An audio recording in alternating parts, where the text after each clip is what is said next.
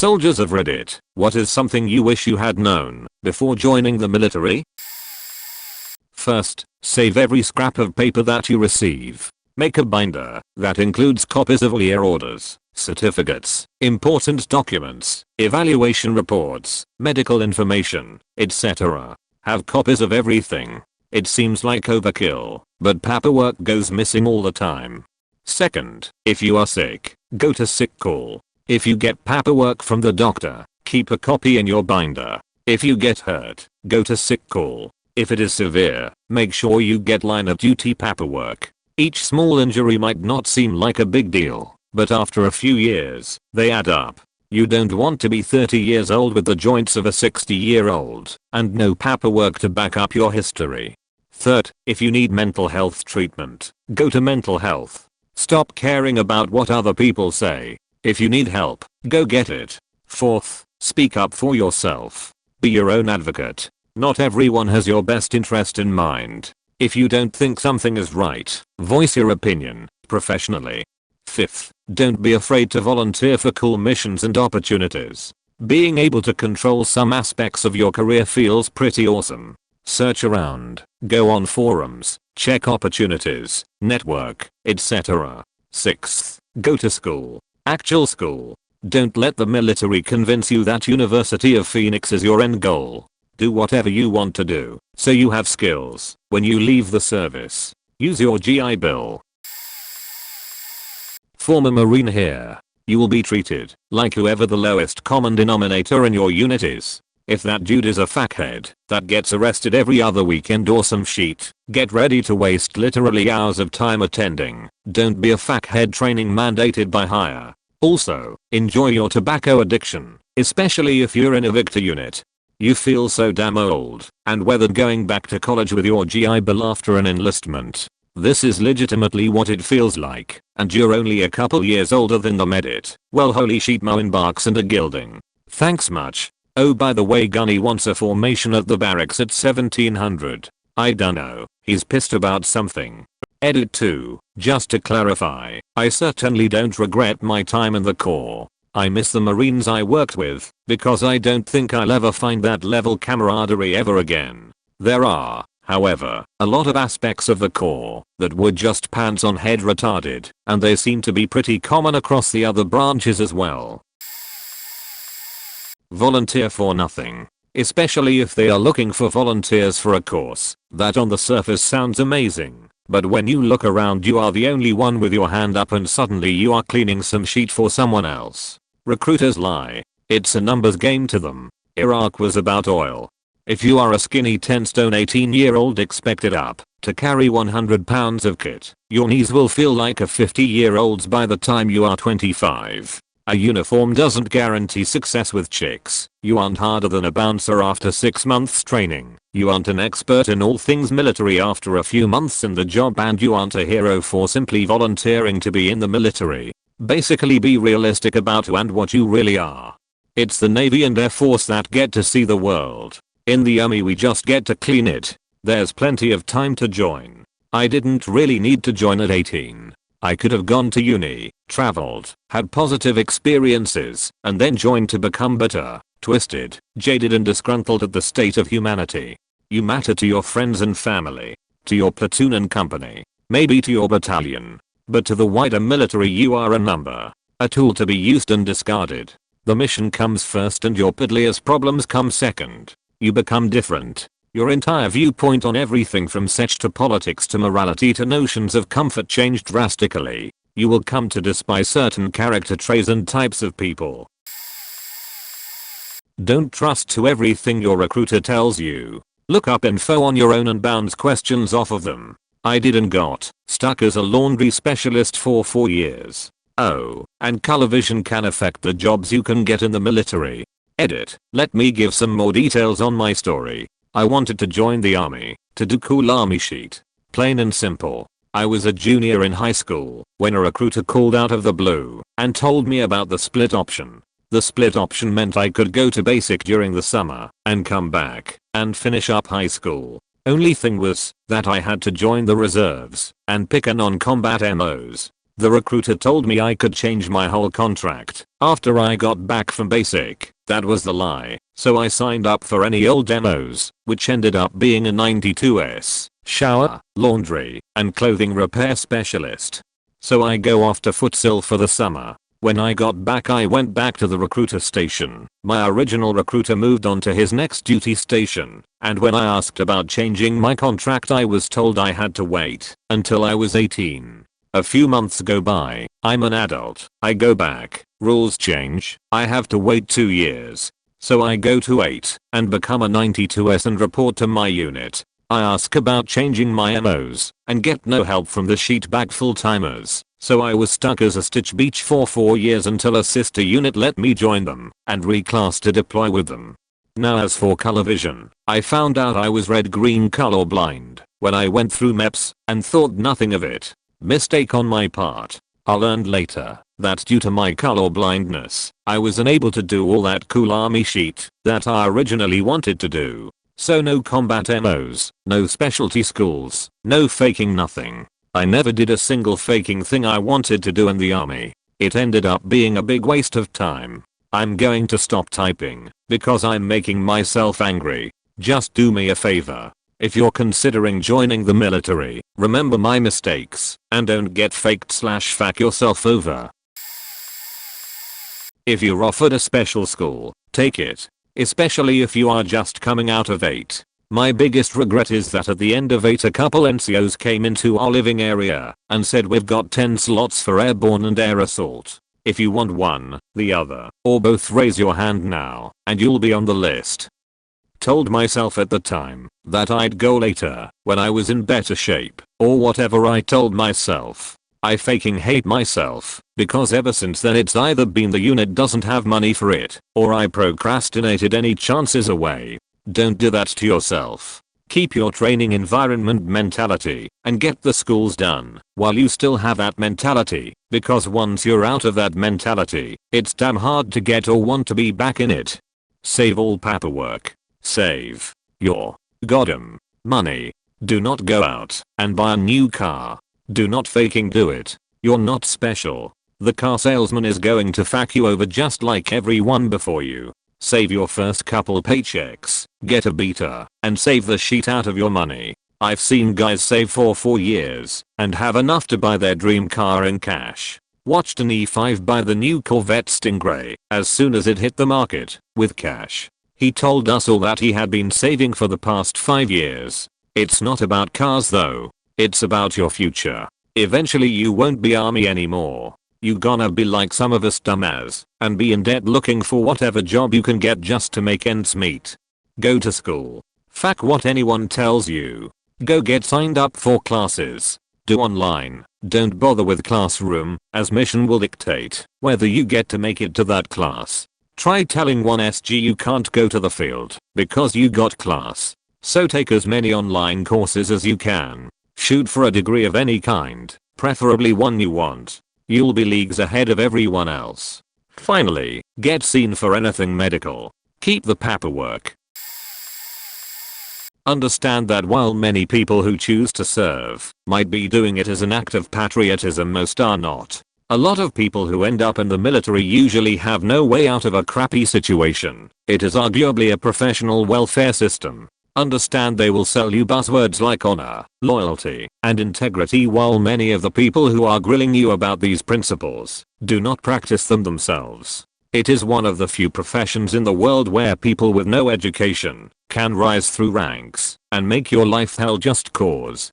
Understand that the organization you joined sole purpose in life is to exert/enforce the political will of the US government on whomever. Understand that they can give a lesser fuck about you, or your family, or your situation. You are a service member before you are a parent or a spouse. Realize that a lot, depending on your branch of service, of your time will be spent in classes being told things like don't rape people, please don't kill yourself, or let someone else kill themselves over and over and over and over again. As Americans we are culturally desensitized to violence, but when you go to work every day and see all the awful things that don't even make the news, it really takes its toll on you. I wish I was informed just how difficult the loneliness would be. Yeah, it starts off all fun and games, you mess around, party when you can, but then you meet the love of your life. If they are wearing a uniform you can pretty much kiss it goodbye. If they are in a separate branch it's damn near impossible. All those people you just spent the last few years bonding with, getting close to, they are gone PCSing. The one thing you are never prepared for is the first time you lose a friend to a war you do not agree with, but you are stuck in due to poor life choices and difficult circumstances. Especially when you watch as the host country doesn't even fight for what your friends sacrificed their lives for. That is the most sickening part of it for me personally.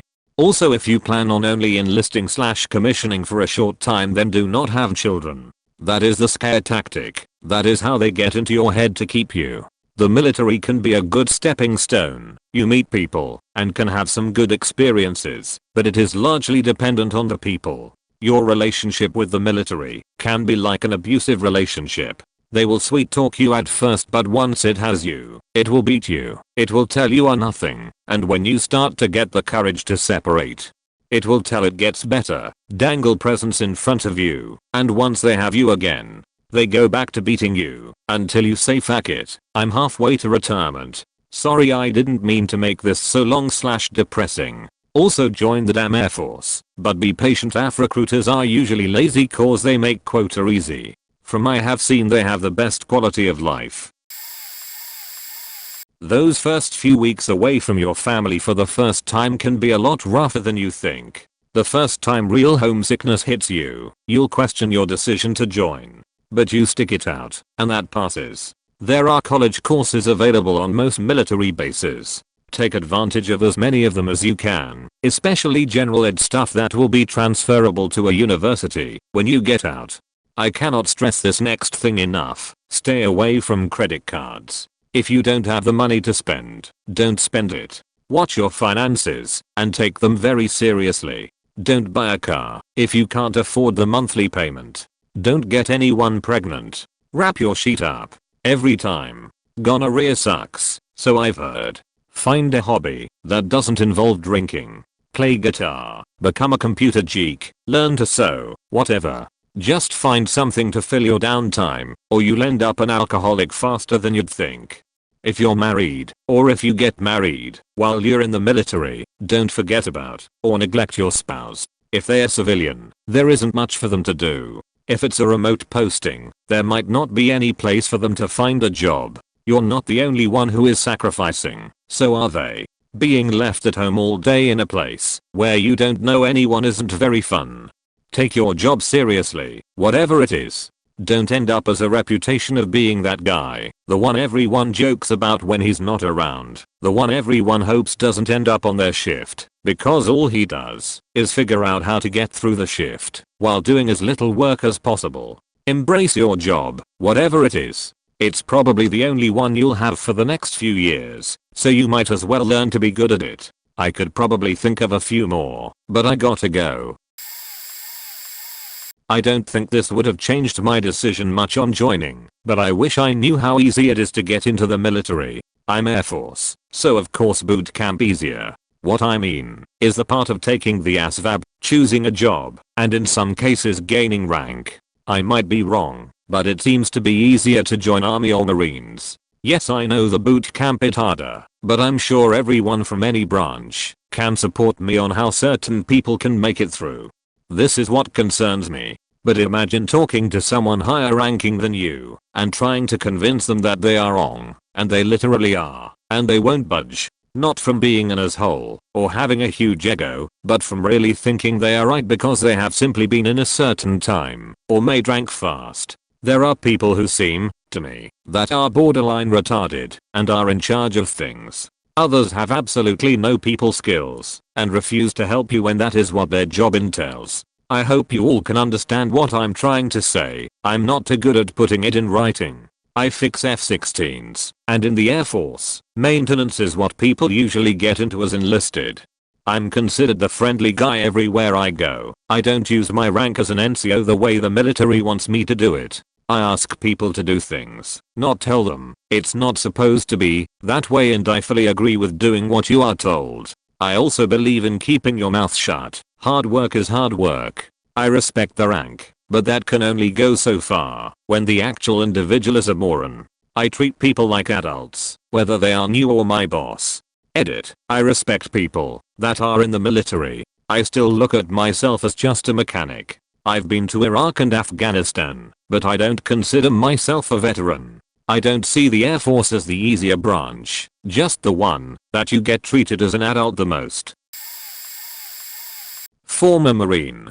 Cleaning. You are always cleaning something. Your rifle, your room, your work area. No matter how good you clean, you will fail. There is nothing you can do about it. Inspections. Uniform inspections, rifle inspections, wall locker inspections. If the assistant undersecretary of the department of useless thing might come within 50 miles of the base, prepare for inspections. The anxiety the above causes on a daily basis. Mr. Spot Shaving, you're faked. Instant heart attack when you can't remember if you locked your wall locker or not. It took me at least 2 years after I got out to get over it. Being boot. Don't think that after you graduate boot camp your unit will welcome you with open arms. No, you are a boot. You don't know shit. Anything you say will be scoffed at. Every story you tell will be derided. And for the sweet love of Christ, do not talk like your drill instructor. You will literally be a boot for years. Get used to the idea. Friends. You will make the best friends you have ever had and will have. Careful though, some of them may fuck your wife or girlfriend. Marriage. Don't do it. In the military, on a long enough time scale, everyone will eventually get a divorce. And if you somehow make it though, when you get out your wife may not be able to adapt to the man who used to get so much respect just walking around on base to you just becoming a normal Joe. If you are a bossy now and non-confrontational, that will change, or you will end up not making it. You will be friendless. Accountability. If something is faked up, someone is faked. Officers, I'm looking at you. You poor bastards. 3 dummers get DUIs this weekend. Your fault. Some dipshit punches a cop off base. Your fault. Your destiny, career, and future in the USMC can be completely ruined by a couple of 18 to 21-year-olds away from home for the first time in their lives. There are some incredibly stupid Marines out there. Stupid in every sense of the word. No street smarts, no book smarts. You will wonder how they even made it this far. There will also be some incredibly intelligent Marines out there. I don't just mean they are bright or well educated. I mean some Stephen Hawking level shit. Humps. This is my personal hell. I have been hiking before. I hiked part of the Appalachian Trail for 2 weeks. But humps destroyed me. Maybe because I'm not tall, but staying in line and the slinky effect that has. Walk fast, now run. Walk fast, now run for 12 miles. I can and have run 15 miles, and that was easier than moving for 10 miles. Don't join the Navy. That was what I learned being on ship. In the Marines you pick up Corporal, E4, and life becomes easier. In the Navy I saw E6s doing sheet work that I would have reserved for boots. Language. Not just the enormous amount of profanity and expletives, but the naval speak and other words only used in the military. The way they talk and Generation Kill is pretty much right on, but we never said stay frosty when I was in, and nobody ate chums ever. I could go on forever. If you a specific question, PM me. I guess I should also say I would do it again. The Marines made me a better person. I don't get stressed out the way others do about deadlines and changes in work schedule. I know how to lead and not just manage. Semper Fiat birds. Edit formatting. I'm late to this thread, but here are 2 things I haven't seen mentioned enough. Learn to save your money. You will find you get paid more than just what goes into your bank account. Your food and housing are completely covered. Even as the years go by and you move off base, you will likely have roommates and get to pocket some of your housing allowance. Be sure to set money back for the future. I saved 50% of my monthly pay for the last 2 years of service. Had I done that for my entire service period instead of buying sushi, liquor, energy drinks, and pre-made food at every convenience, I could have bought a house in full while I attend school. Don't get married for the benefits. I'm an avid reader of r/personal finance, and every now and then some soon-to-be military member will create a post asking about marriage benefits vs staying single. It's not worth it. The lifestyle you think you will have or have had up to this point is about to drastically change. Scroll up and down this post. You and your significant other may think you can handle long periods apart, the strains of moving frequently, or the separation from friends/family, but you won't know the truth until it happens. And chances are, the relationship won't survive it. Be honest with yourself and know that if the relationship is less than a few years old, you haven't lived with the person yet, you already have doubts about staying with this person, you have financial problems/trust issues already, or if for any other reason you think marriage will solve a problem, you will be spending much more time and money down the road getting a divorce. They happen very frequently in the military. Don't fool yourself, you aren't special or different, you are subject to the same stresses and failures caused by the hardships of the military. Good intentions only go so far. Additionally, the military has its own rules on marriage obligations. Specifically, the military member owes no less than 1/3 of their pay to their spouse, should they choose to separate. So if the parties mutually separate instead of divorce, be prepared to get a letter a year later saying you owe your spouse money. You won't have a choice, they will take your pay and route it to your spouse. And that's only if you don't have kids. I wish I knew that countries aren't people, despite the heavy personification they receive from the government, the media and our own human tendencies. A country is not a person. You can love your country, but it will not love you back. It's as silly as saying you love the new IKEA shelf you bought, and it loves you back. The flag doesn't give a shit about you. It's just a faking flag. It's hard to say what is your country or even what is the army, but one answer might be it's the group of people controlling it. You have no idea who these people are, and what will they do with your time, trust and even life. You may think you know them because of their campaigns, politicians, or speeches etc. High brass, but that's bullshit. You have no idea what they do to each other, to things you believe in, to your friends, or to you behind closed doors. Further, your political belief might change, the group of people controlling your country might change, the set of facts you know about your country might change, or the average mind share of the population might change. The time you served remains. Disclaimer, I'm not in active duty for about a decade, and I was in the Israeli army. I think the question was about the US military. I did serve more than twice the conscription duration, primarily out of patriotism. Politics is the name of the game. Office politics and real politics. Forget everything you saw on Band of Brothers. The military is not some group of honorable and loyal citizens with integrity standing up to fight the enemies of the nation. It's a giant bureaucracy filled to the brim with high school cliques, pissing matches, backstabbing, and enough political correctness to make a Berkeley women's studies professor proud. You will spend 10 times as much time learning about equal opportunity and sexual harassment than you will ever even touching a weapons system. Everything you say can and will be held against you by anyone who heard it, might have heard it, thought they heard it, or knowingly made up that they heard it. Sire. And when you're done doing that, sire again. And then a third time just to be sure. Vet your real friends very carefully. Join a small group of people you know you can trust, and then be friendly, but not friends with everyone else. Be middle of the road. Watch what you say and do. No joking, no obscene stories, no tales of what you did at the bar. The walls have ears. And hands holding Article 15 paperwork pre-filled out with your name on it. You will see more sheet bags than you ever thought possible. Work is a giant game of musical chairs and the last one to not get out of it is the guy stuck doing it. And usually either the guy least capable, or most capable, but too naive to realize he just volunteered for an extra 10, 20 plus hours of work a week with no extra anything to show for it. If politics is king, then PT is queen, for males. Run, and then run some more. Your entire career depends on it. You can be the smartest, most capable, tactically minded weapons expert with unshareable honor and a sense of duty and selflessness in your unit. But if you're a slow runner, you're going to be taking orders from the meathead, who got a 58 on his ASVAB, has prior drug/alcohol convictions, and can't tell you what caliber the M240B fires. You cannot get flagged for promotions for being stupid. You cannot be flagged for being a sheet bag. You cannot be flagged for failing weapons qual. No one fails. They reshoot you till you pass. You cannot be flagged for not being able to really do much of anything. You can be flagged for not being in shape. If you don't want to be stuck in the lower ranks forever, get in faking shape and stay in shape. If you're female, the PT standards are so low that you pretty much have to show up and not be paralyzed.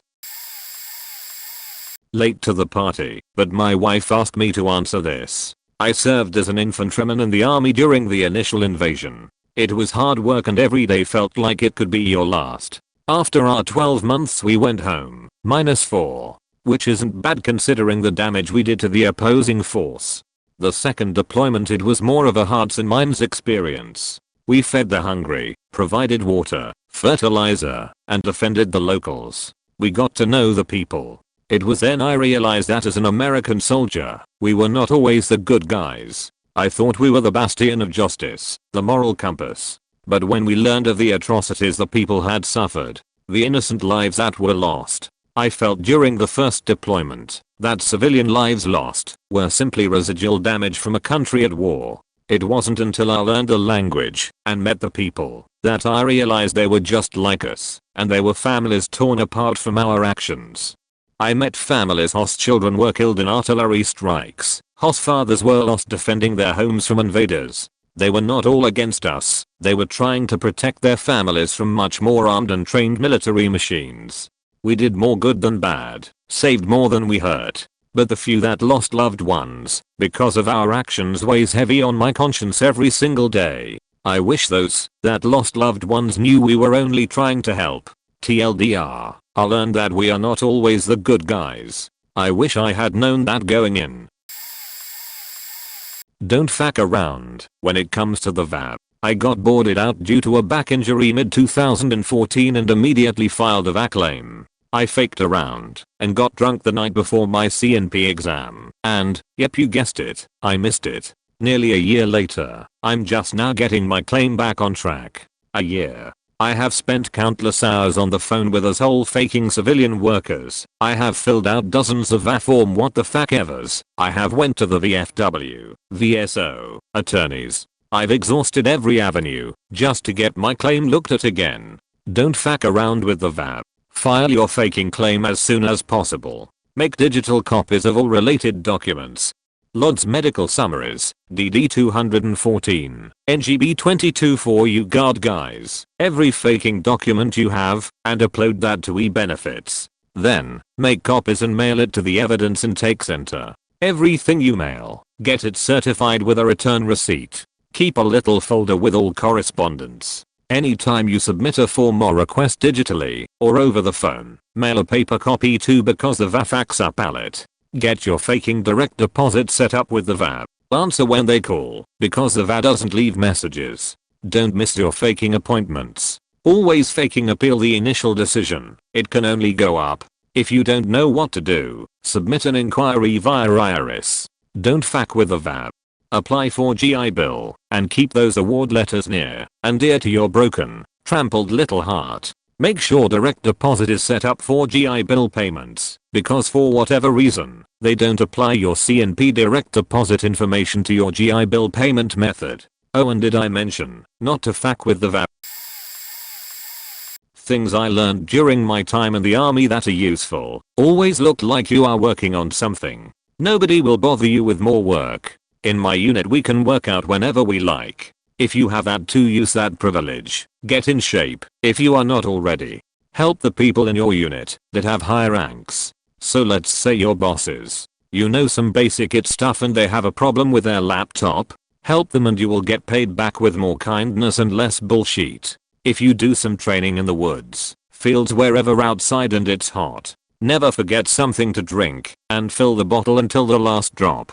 Basic training is hard, but after it everybody is a lot nicer to you. Try to get a function, like paramedic or something. Then you learn something you can use outside the army too. Don't be a dick to you comrades. Have you seen Full Metal Jacket? The soap thing is maybe one of the more severe things that could happen, but if you always get anybody in trouble and be a douche in general you may receive a good beating. Former AF here. It depends on your career field. In Iraq we slept in tents next to the army guys, but the tents had air conditioning. In garrison the quality of life is great, but deployments are deployments. If you're in a tactical unit like a ground radar unit like I was, you're gonna fill sandbags, and sleep in tents, and eat MREs, when the chow hall is serving the same thing they served for lunch the day before. By same thing from the day before, I don't mean the same type of food, I mean the very same food. Still, it's inside the wire. Just duck the mortars and rockets and pray it's not your time when you're lying in a ditch for 2 hours during alarm red.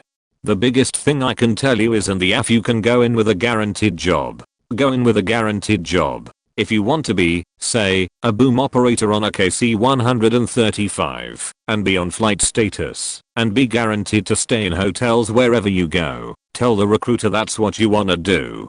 Don't fall for some wheel. Maybe a slot will open up for you. Just go into open general. No.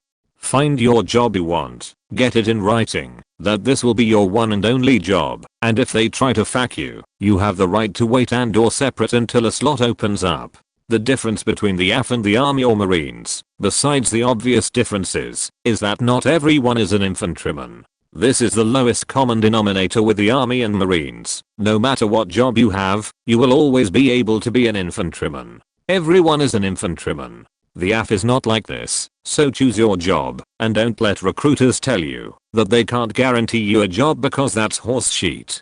Other than that, my biggest problem with the AF when I was in was that it was all going towards a corporate direction rather than a military one. This was about 10 years ago, mind you. Endless safety briefings about wearing reflective belts while crossing the street. Don't drink and drive. Don't drink underage. Don't go outside the 4-hour travel window on a long weekend, etc. Every faking week. All the while commanders using words like warriors and such, while everyone's sorta like, what the fuck ever, dude, we're not exactly kicking indoors here. Air Force Command is essentially a bunch of generals who want to be more like their Army and Marine buddy generals, but they don't want to give up all that funding from the Pentagon, so they come up with ridiculous ideas to put into place AF-wide, because they literally have nothing to do but invent cheat and ask the Pentagon to pay for it, which they always do.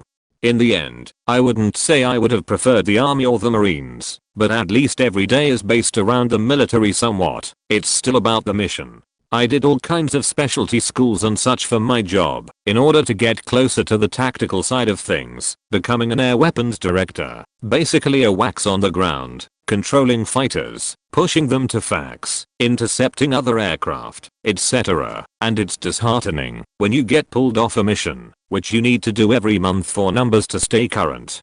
Because you have to go watch a ComSec briefing on a computer for an hour, or attend a briefing about reflective belts, or have your weapons and tactics intel briefing interrupted by the dude taking over the briefing, to instruct everyone how to set up their outlook, so they can receive his tasks. Bottom line, however, a golf course on every base, easy basic, easy PT, as long as you're not a lazy ass, best quality of life of all the services. I miss the military, but I don't miss being in the military, if that makes any sense. Maybe some of you other veterans can understand. One of the surprising things about the military training is that a lot of it is taken up by bullshit, while often a lot of really important things are only given a brief amount of time. You might spend days doing ceremonial stuff, while only a few hours on really important weapons systems. Everyone mentions the don't volunteer for anything motto quite a lot, but to expand out on that it should be, don't volunteer for bullshit. From day one you should be monitoring your own learning and trying to fill in gaps. ESP on the field and combat bits, you should be thinking I'm tired as hell, and don't want to, but I haven't had a chance to do a recce patrol yet and they need volunteers. I should volunteer, because I don't want the first time I have ever done one to be doing it for real. Similarly, it might seem surprising, but training staff actually want you to ask questions. If you're not sure, it's better than finding out you don't know when you fail a test. A good NCO won't have a problem if you quietly say after a class I'm a little unsure about this, could I maybe have 15 minutes after a lunch to go over it with you? Of course don't be a Ralph Wiggum and get everyone else in trouble over it.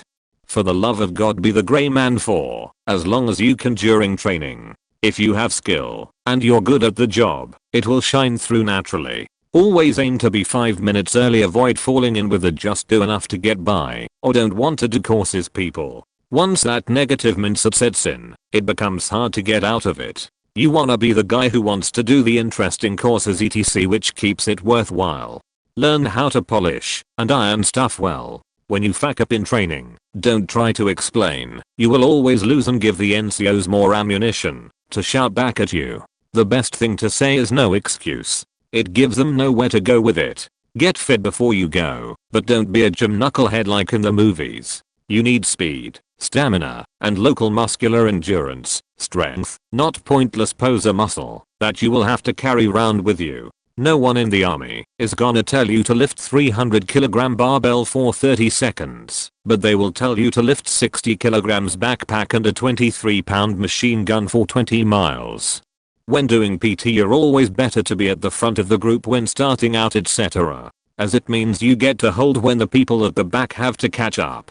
Try to get yourself on competition teams, shooting teams, platoon and attack teams etc. Officers are addicted to silverware, prizes, good press, bragging rights etc and treat their winning teams like rare gold and Fabergé eggs. Follow the wet/dry routine when getting into your sleeping bag. You will make the mistake when tired not to do this once in your life, and you will never do that again. Learn how to hide. If you're in a barrack environment and you see a senior NCO with a clipboard, hide like fuck. He is about to give you a shitty job. It's an essential part of military combat training. Treat him like an enemy sniper. Physical training is one of the best ways to hide. Soldier, why the fuck are you in the gym and outside doing shitloads of physical training and getting super fit? Said no NCO/officer to a private ever. If you're an NCO and need to hide, the best way is to be doing something combat-like with your troops. If an officer or senior NCO comes along looking to sting some troops for something shitty and sees you doing some contact drills, FIBA practice or something, the dizzying heights of his rank makes his brain unable to compute, brings satisfaction to his warped mind as he tries to remember coming up with such a good idea, and he will go find another NCO lazing around his bunk to sting for the shitty job. Major time saver, observe your NCOs and officers. If you see them starting to move, you know that you are about to be told to move by your NCOs, so start moving already. Don't wait to be told. Your NCOs have done the same thing as you and seen every single variation of fuck up possible. Though they are shouting at you and it feels like the world is collapsing, they will go back to their office at the end of the day, drink tea and laugh about it. Don't take shit personally. If they like/respect you, and depending on your army culture, when you pass out of training they will take the piss out of you, with you, over a few beers for it. If you're self-motivated and good at what you do, generally your NCOs will pick that up, and it will work out better for you. I remember faking up a minor thing on a company training exercise one time, and being so angry with myself for letting people down. I thought I was gonna get a barlacking for it. I apologized straight away to the platoon in front of everyone, and was left alone. Why? Because the NCOs were good at what they do, and knew that I was my own worst critic anyway. Giving shit to me wasn't gonna help, when I was clearly eating up myself over it. Make note of all the bullshit things you have to go through during basic training and elsewhere. One day you will be in charge in some way, promotion etc, and will have a little more leeway to cut that bullshit out. Never be a hypocrite by doing the same thing that you would have hated. If you're a training NCO and you fuck up, be honest about it in front of your men. They will respect you more for it. The worst thing ever is if an NCO fucks up and takes it out on the people below him. Find NCOs and other people who are good at what they do and try to emulate their better parts. Eventually you will grow into yourself, but it's handy to have good role models. Always be fair. Learn how to judge people below you based on their motivations. Don't shout and be an asshole just because that's the only way you know how to manage people. Only if the person is an idiot and faked up and can't be reached in any other way should you do that. We call it the strategic swear word because if you use it too much or shout too much, people stop paying attention. Learn how to switch a temper on and off strategically. You should be able to scream at someone second, "You faking idiot, you nearly got yourself injured," pause, and then continue a conversation. Right then, let this be a lesson and carry on. Don't do it again. It may make people below you think you are weird, but after a while they will learn that it means you are only being fair and reacting to the situation as necessary. If you have to punish someone, always try to treat them with respect for their choice to join the military. Make their punishment should be a combat related one if possible. For example, some bloke turns up without a piece of his equipment and you can either punish him by making him A. run around the square like a chicken saying I'm a stupid chicken pointless, or B. sprint in bursts around the square shouting out each stage of the combat contact drill as he goes. Makes more sense. Be approachable to the people below you. As Colin Powell said, if people aren't coming to you with their problems then something is wrong. Probably you are in a hole, or need to go find out. If you're an NCO or officer and your troops are doing something shitty, digging a latrine, lifting sandbags etc. Unless you have something else to do, don't just stand there and watch, saying well I had to do that in my day, so I'm not gonna do it now. Get involved helping them out as well. Even if you have to go off to do something else later on, they will respect you for it. Half of the military is waiting. When people are on edge, to move it is demoralizing and annoying. If you can, ESP if you're an NCO, try to find out roughly, okay we are waiting for transport but it definitely won't come in the next 15 minutes so let the guys relax when it will occur. If you are the same rank as someone, E.G training NCO, never allow another person of the same rank to do something wrong or to set a negative agenda. Hey, let's fuck with the troops for no reason. You earned the rank as well, don't let yourself be pushed around. Similarly, if a high-ranking person does something really bad to someone, don't be afraid to stop it or speak up. If an NCO is too much of a coward to risk losing his rank to protect his people, then his is probably too much of a coward to risk his life protecting people when it really matters. The high-ranking person doesn't own the people below him, your country does. You are entrusted to protect them on behalf of your country, not some dumbass above you. Military training is a big game, and as a new recruit you are supposed to lose. If you're the training NCO you are told to find a flaw. Just accept that it is a game, and get on with it. You will get screwed for stupid stuff, laugh it off later on and carry on.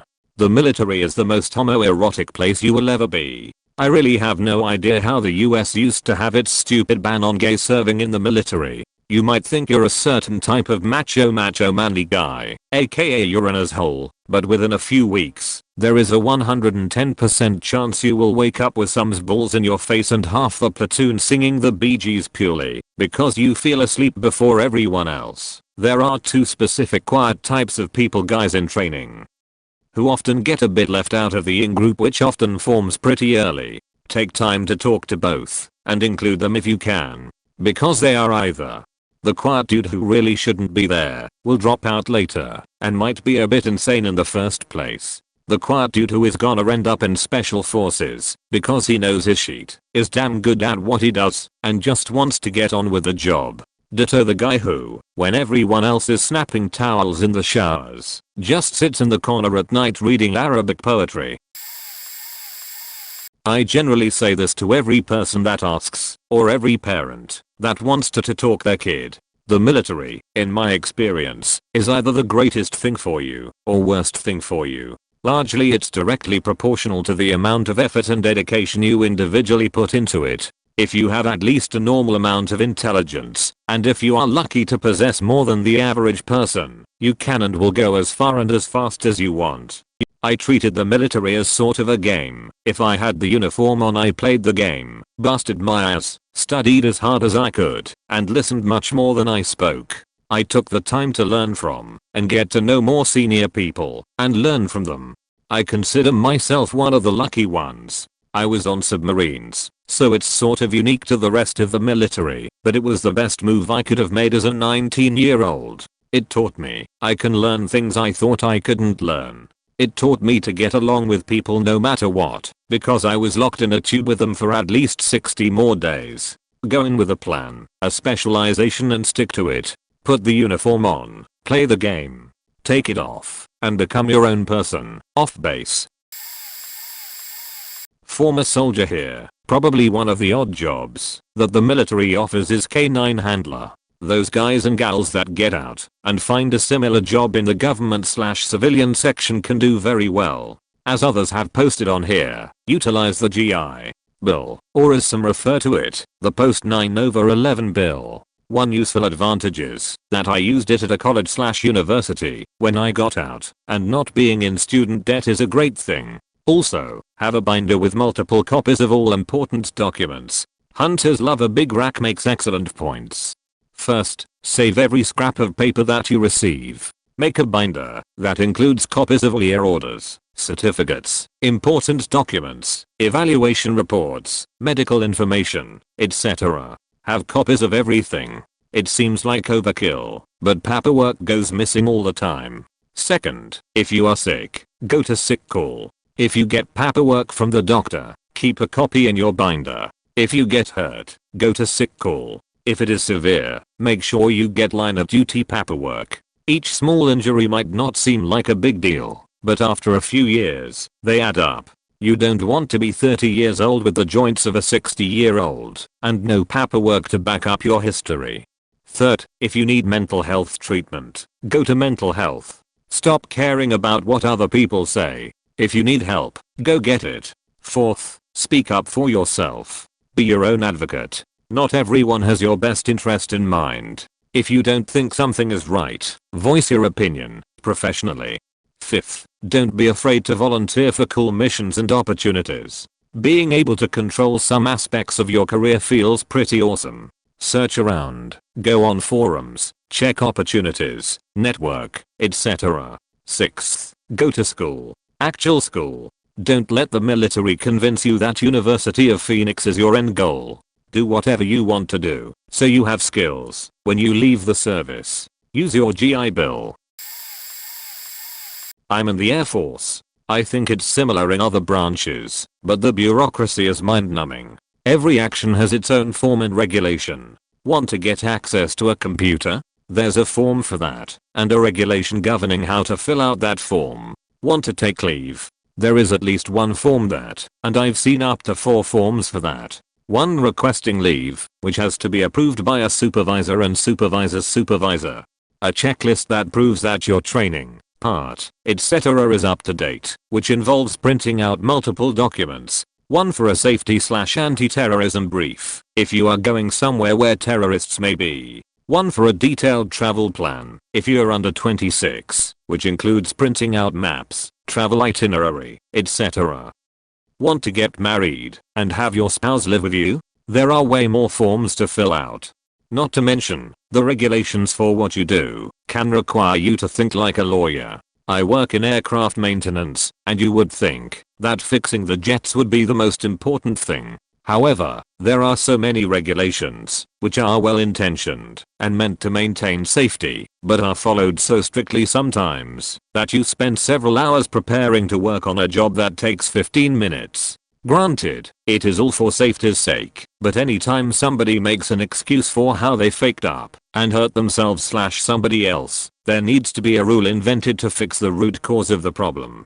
People can't just fuck up. There has to be a way to fix it, even if it was just an accident. Oh, and if you do fuck up, you have to do a root cause analysis, which involves filling out several forms, which are potentially filed away in a cabinet/computer for years and then simply deleted. For example, say you drop a bolt that you're working with, and it gets lost. You then have to fill out a form describing what you were doing, what the bolt was for, why/how you lost it, where you looked for it afterwards, and it has to get signed and watched over by about 5 other people. Then, whether you find it or not, you or a supervisor will have to fill out a document on the exact same things, but this one will try to identify any errors in the process and/or regulations/technical data. Did the 2. Technical order, a step-by-step guide on how to do the job you are performing, tell you clearly enough to not drop the bolt? Could this have been prevented if we put a warning statement in there that says the bolt may slip out of your hand? Is there some kind of training that can be accomplished that will raise awareness about dropping bolts? If so, can we make it a fancy CBT, computer-based training, that will have to be accomplished every year? Can we improve the way we look for bolts after they are dropped? How does the dropping of bolts affect the mission? Is there a way we can cut down on the impact of dropping bolts? And then, these may have to be reviewed and signed by every person on the way up the chain of command. who then adds or tells the original writer to change something, and continues to go back and forth as supervisor after supervisor reads it. The only thing that saves us from the bureaucracy is its inefficiency. If only this protected us from the bureaucracy in the first place. All jobs in the military more or less fall into two categories: bad as grunt jobs, lame as pog, person other than grunt jobs, i.e. support jobs like computer technicians, intelligence, logistics. If you want to be a grunt, go army or marines and sign up for a job like infantry or tanker or artillery or combat engineer. You'll blow things up, you'll go to the range and shoot guns, you'll be doing fun shit. You'll also spend a lot of time doing non-grunt things like cleaning toilets, vehicle maintenance, taking inventory of equipment, mowing grass, and stripping/waxing/polishing floors. But you'll get the best combat training there is, and if you really love it, you can get the chance to go into something like Special Forces/Force Recon/Rangers. Do not join the Air Force expecting to do badass stuff. There are a very small handful of Air Force dudes who have jobs like forward observer, calling bombers, or parajump rescue, PJs, operators who recover down at pilots behind enemy lines. Oh, and I think fighter pilot is pretty badass, but that is besides the point. You will not come out of the military on the other end of things with the same opportunities that a POG has. You won't come out the other side with zero job skills like some people say, but chances are your skill sets will transfer to something like armed security or law enforcement. That being said, I know guys who were infantrymen for 4 years, did a couple tours in Iraq, and then went to school on the GI Bill, and got office jobs. The organizational skills they learned in the military translated well into civilian life. If you want to be a POG, then go Air Force, or maybe the Navy. If you're a POG in the Army/Marine Corps, you're 1. Getting shit on by the grunts, and 2. Probably not going to get the same technical skills training you would in an organization like the Air Force, where 99% are POGs. Also, as a POG in a grunt world, you're going to spend a lot of time getting combat training, but it will probably be a bit half-assed. You'll go to the range once or twice a year to check the box on your mandatory rifle qualification. Now, if you're looking for technical skills training POG jobs, go into the Air Force. I'm a civilian now, and I work with a few fellow veterans, some of whom are retired Air Force. The Air Force, as an organization, focuses on making you a technical expert in your field, whatever that is. They don't expect you to be a super stud combat killer, and they don't train you to be one. They train you to do maintenance on $1,000,000 fighter bombers, or coordinate geospatial communications with satellites, or network supercomputers. That is your job, and time spent doing menial labor is time wasted. The Air Force, as an organization, also prioritizes the well-being of their people. They're investing a bunch of money in training you, and they want to keep you and your family happy in your career. That means you get better perks, better housing, better chow halls, better gyms, work/life balance policies, shorter deployments, etc. They want to make it more enticed to stay vs losing quality people to the civilian workforce. The Army and the Marine Corps, from what I understand, has a bad attrition rate of their best performers. The culture is different. You're expected to live/work in shittier conditions, because that is the life of a grunt, even if your job is not a grunt job. If you sign up for the Air Force and get a good technical skills job, you can do it for a few years and then get out and get a decent job, or go to school on the GI Bill and further your education. Your opportunities will be different. The last thing I would say to someone joining the military: if you think you can get into college, then do that and go into ROTC or DOCS, regardless of branch of service. The best leadership training out there is in the military, and if you play your cards right, you'll walk out the other end with a debt-free degree and organizational skills that are very desirable to an employer. Do not under any circumstances listen to a recruiter. They are entirely full of shit and only care about numbers. Research your job fully, and if possible get into contact with a person with your prospective MOs, so you can get an idea of what you'll actually be doing in the military. Do not believe the horse sheet video of hua sheet they show you in the recruiter's office. You will work with absolute idiots. Most of your leadership will be worse than absolute idiots. Learn to deal with these people in whatever way works best for you. You aren't fighting for a cause. You are fighting for the woe/man next to you, because we certainly aren't defending anybody's freedom. There is a massive amount of waste. Wasted equipment, wasted money, wasted food, and wasted time. Half of the reason I left. Most of your job will be cleaning. From E1 to E8 you will be cleaning some sheet that somebody with a high rank didn't want to clean. No exceptions. Your firearms training will largely be you being handed a rifle once a year, told to qualify, and then cancelled once you don't qualify, even though you haven't picked up a weapon in forever, unless you're deploying, or are infantry or the like. You will be punished for shit that had nothing to do with you. Whether it was the idiot leadership who faked up by not ordering enough food, or having enough pro masks, or the faker who accused somebody of rapping her at your birthday party on post, wasn't true. The guy was found not guilty, had to go through 2 years of court trials for false allegations. If you're planning on going into the army or marines, be prepared to be treated subhuman. You have given up your rights as an American citizen to become a soldier. You aren't entitled to the same rights as normal citizens once you are in. You are essentially an indentured servant. No right to speedy trial. You can be tortured, put to death for seemingly idiotic rules such as adultery, etc. Save all of your paperwork. No matter how silly it may seem. It will save you, as one day, when somebody loses your paperwork, that shows all of the schools you've gone to, and you're somehow faked out of all the awards and skill identifiers you've worked hard to earn. Stay away from sheet bags. They will ruin your military career and your life. Find people who aspire to better themselves every day and latch yourself onto them. Take full advantage of all of the benefits the military offers you. There will be people who try to give you shit about using the benefits you're entitled to. Fact them, and don't give any facts about what they say. They put those programs in place because it was necessary to give the soldiers some kind of compensation for the shitiness they've dealt with. The military has paid for a significant portion of my education, and many people tried to get in the way of me using my tuition assistance or my loan repayment because they thought I was asking too much of the military. If it was in your contract, then you should use it. Furthermore, if you are mainly joining the military for the educational benefits, join the National Guard. They get tuition waivers, whereas the reserves only gets reimbursement. The difference is with a waiver you could go to Harvard and owe nothing because your tuition was waived. In the reserves they will only pay you $4,500 a year up to a certain number of credits.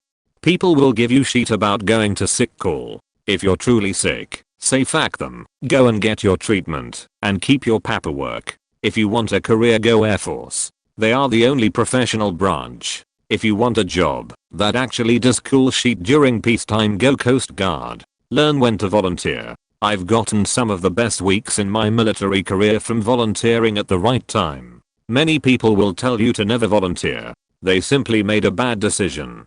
Lastly, you aren't going to become a SEAL or a Ranger, or what have you. It's the equivalent of thinking you're going pro at football when you played second string in high school. It's not going to happen.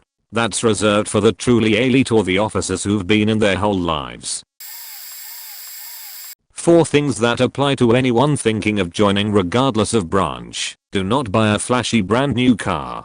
Paying $400 for 6 years will severely impact your ability to save money for more important things, like a home or some backup cash, if you don't want to re-enlist. On that note, don't buy a home. I see so many people move somewhere for their duty station that they've never been to before or are familiar with at all and buy a freaking house, only to realize that they hate the area or they got reassigned halfway around the world. It takes people decades to pay off a home, and chances are you will not still be in that area in 5 years, let alone the 20 or 30 you take out on a home loan.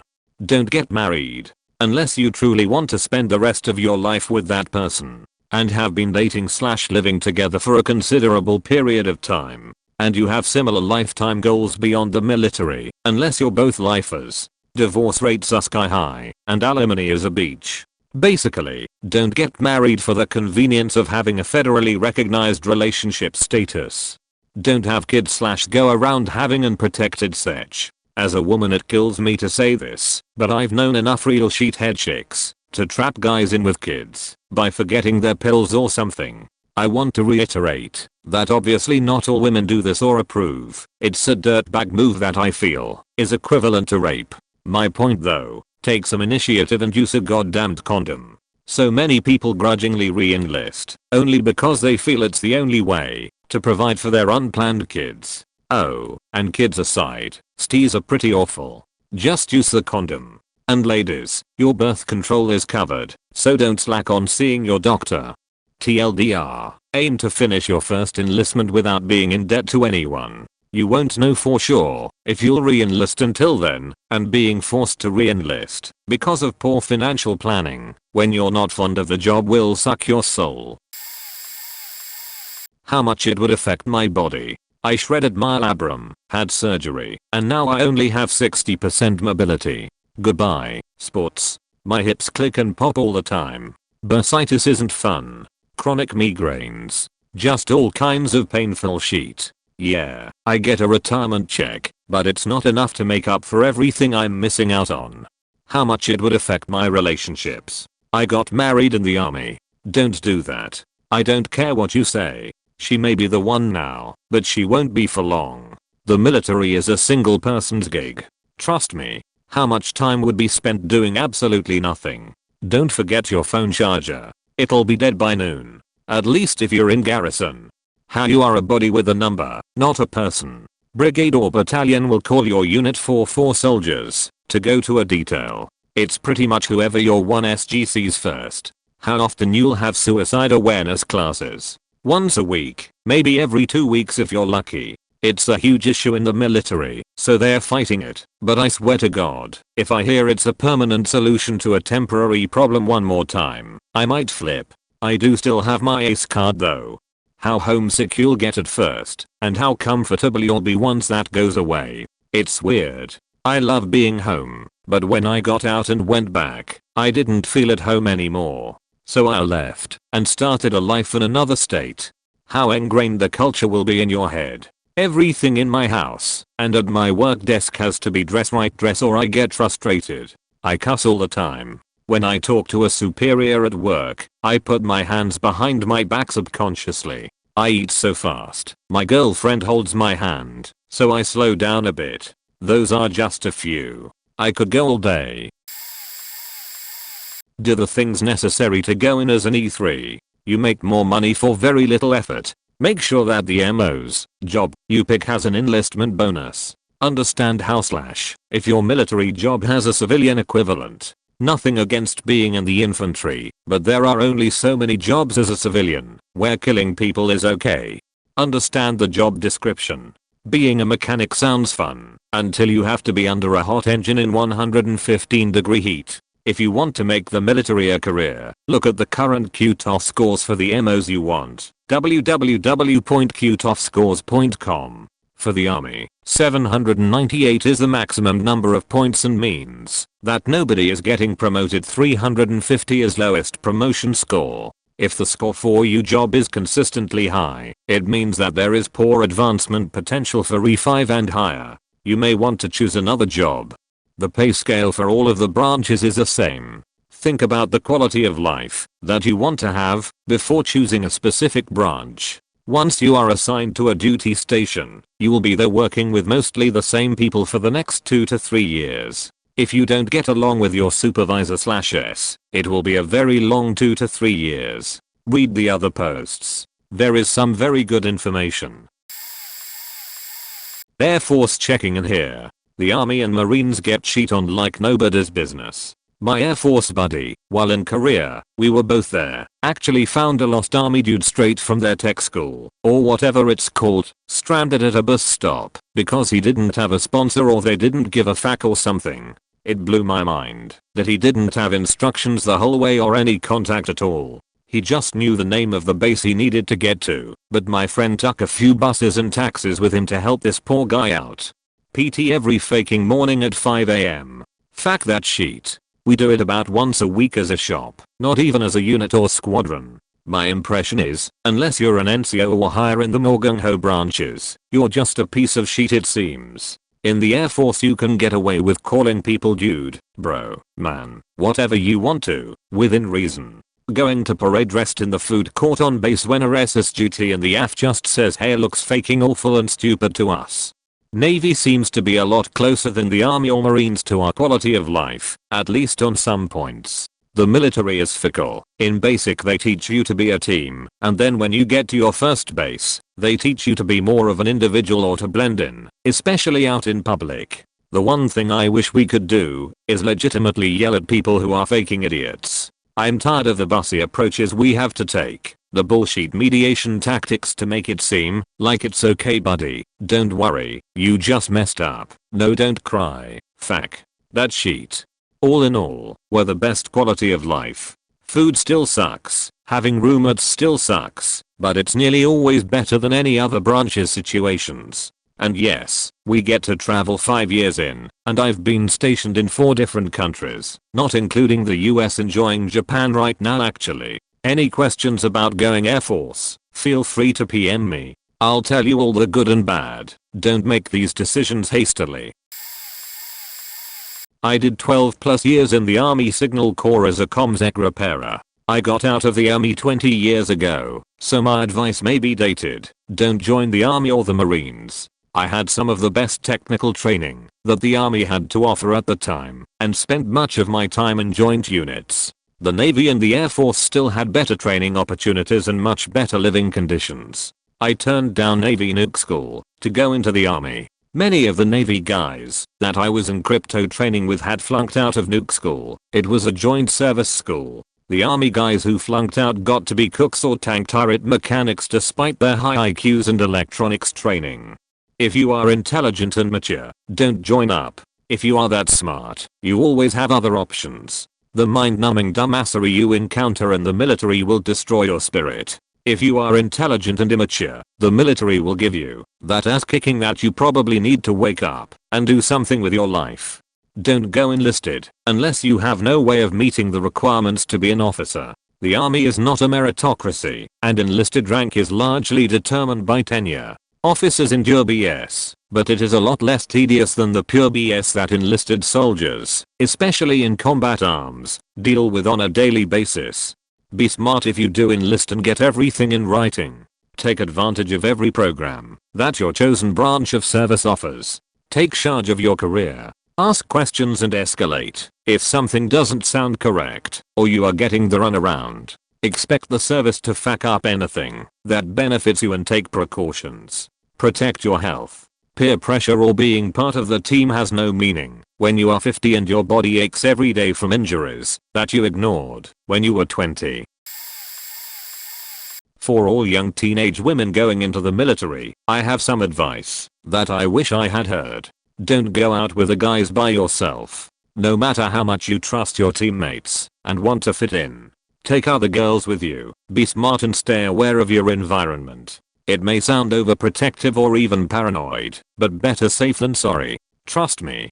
Do not fraternize. They tell you this over and over in training, but just don't do it. Your chain of command is not a good place to try and be social. It will cause you, and very likely others, problems. On a deployment, or at a duty station, and being targeted by a married man. You are not special. It has happened before. It will happen again.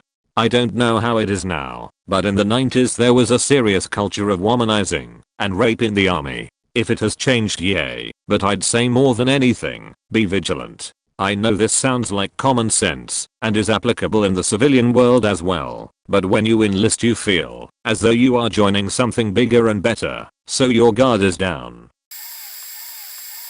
Go to school. Learn. Never stop. I'm about to start my second master's. Education never ends. Take your profession seriously, whether you're a 5 and dive or a career. I wake every morning and thank God I get to wear this uniform for my job. Sure, it has shitty parts, but for the most part it's better than sitting at a desk for some company hoping I can make profits for the next QTR. Except there are sheet bags everywhere. Tons of people have roses-colored glasses about civilian life, and that they won't deal with the same BS. There is shitty people everywhere. The military is a sample of the population. Some people are in positions where they shouldn't be. It's part of life. Nepotism and favoritism exists. Setbacks happen. I've been in trouble. I've stumbled. It sounds cheesy, but the difference is, if you keep going, or act like a little bitch and give up.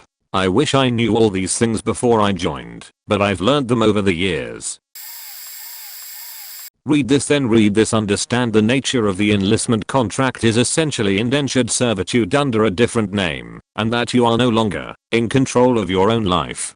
Understand that this means they can and will use you for any reason they see fit. That they will coerce through threat of criminal reprisal to work harder for less money. They can and will work you until you're so tired you hallucinate, and will do so for the pettiest of reasons. Understand that you're nothing more than a tool to be used and discarded when you've been used up. If you understand all of that and accept it, that's fine. I won't judge you, because the military does offer some great advantages along with its major cons. I can think of no better way for a kid with no hope or prospects in the projects or some farm and BFE who has nothing to start a new life for themselves. Just be certain you're willing to live with the consequences and go with the intent of using them as much as they use you. Don't go for a job because it seems like it will be fun or heroic. Take a job that will provide you with skills that will serve you the rest of your life. Take all the benefits and education opportunities they provide. Get a security clearance if possible, as they are worth a lot of money. Network with civilian consultants/techs you work with that you can potentially work with when you get out. I wish I knew stuff before I joined the AF. A civilian's boss doesn't find out if that civilian gets a speeding ticket. But if you so much as spit in the wrong place in the Air Force, your boss finds out. Your pay may be impacted, and your career is at risk. Everything, from how well you clean your quarters, mow your lawn, how drunk you get at the club, whether you pay your bills on time, who you associate with, is inexorably linked to your career, because it's discovered by your boss/commander and/or first sergeant. That's an added pressure, besides possibly dying in war, many people can't cope with and didn't expect. Uncle Sugar breaks promises that were made in the recruiter's office, and even documented/contractual promises. If you're going in for benefits, you will likely be disappointed at some point. Join because you feel the call, and not much else. Avoid the aircraft maintenance career field. It's often undermanned, and hence 12-hour shifts abound, while the rest of the base is home sleeping/partying. Cops and ACT main share the two highest suicide rates in the AF. Source: a FOSI. Cops have guns when they are depressed, after losing their girlfriend, or whatever. But an ACT mechanic offs himself, because his career field actually sucks that much. He actually premeditates his suicide after some months/years of job strife. Just think of it. Sexual harassment confirmation can be achieved without evidence. It can mean you're guilty because one or more people had a convincing story which was corroborated by other convincing people. Yes, sexual harassment happens, of course. But if you're in a supervisory role, be cautious about who you volunteer for extended duty hours/work, and how you ask, for example. Speaking of evidence, or lack thereof, as a first sergeant, disciplinary arm of the commander, I discovered most Article 15s, and separations too, happen via confession by the troop. The commander has no evidence in 90% of these cases, and hence the troop was drilled into confession via promises of leniency, or whatever.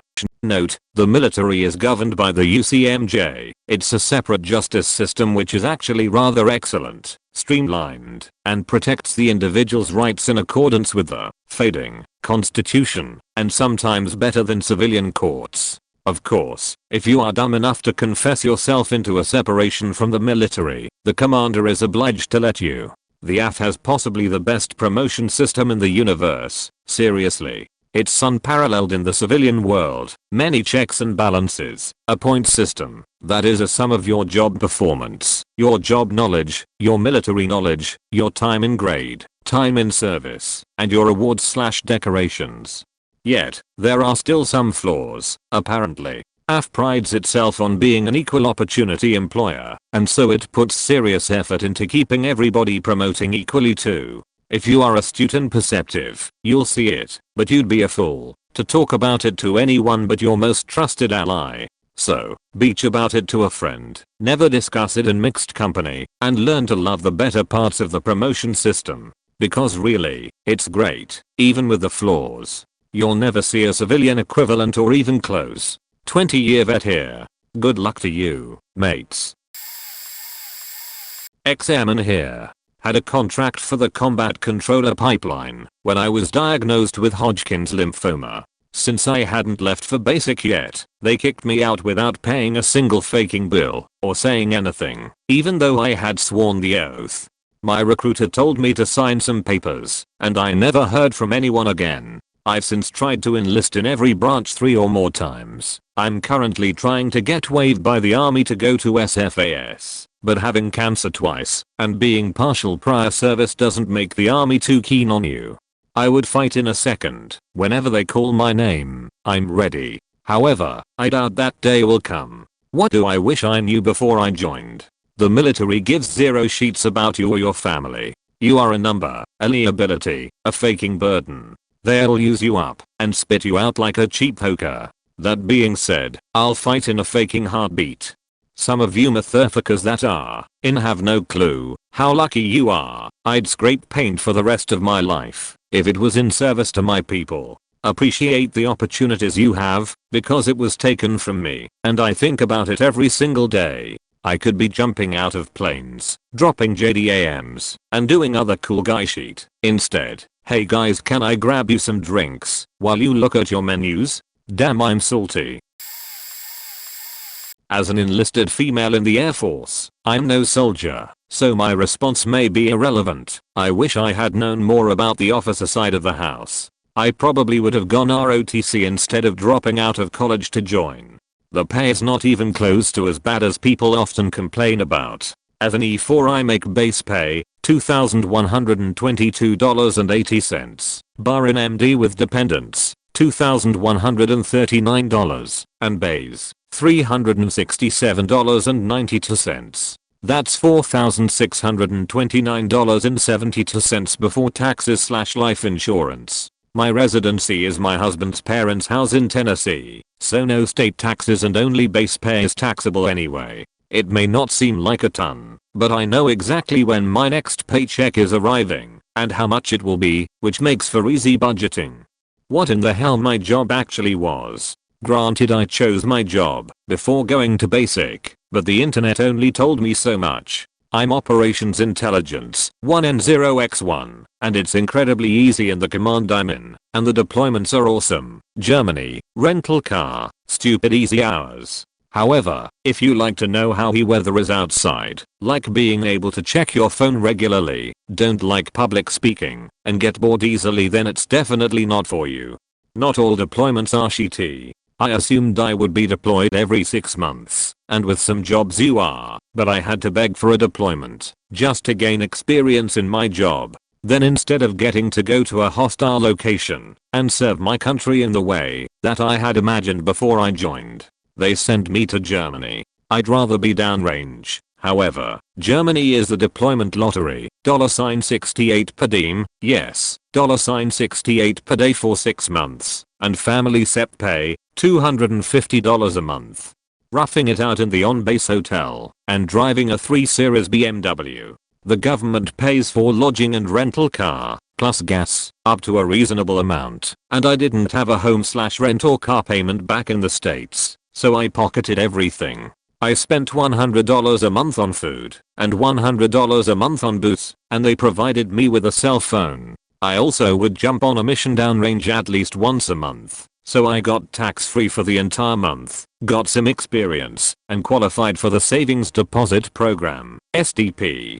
The bond/connections that you will make. If I break down in a random state as I'm driving back home, and I have no family in that state to help me, I know for a fact that I could go on Facebook and find an acquaintance that I added from, say, basic training, whom is from that state, or knows someone from that state that will drop what they're doing and come help me. Each branch is small, so it's easy to make a lot of acquaintances that you'll see again and again.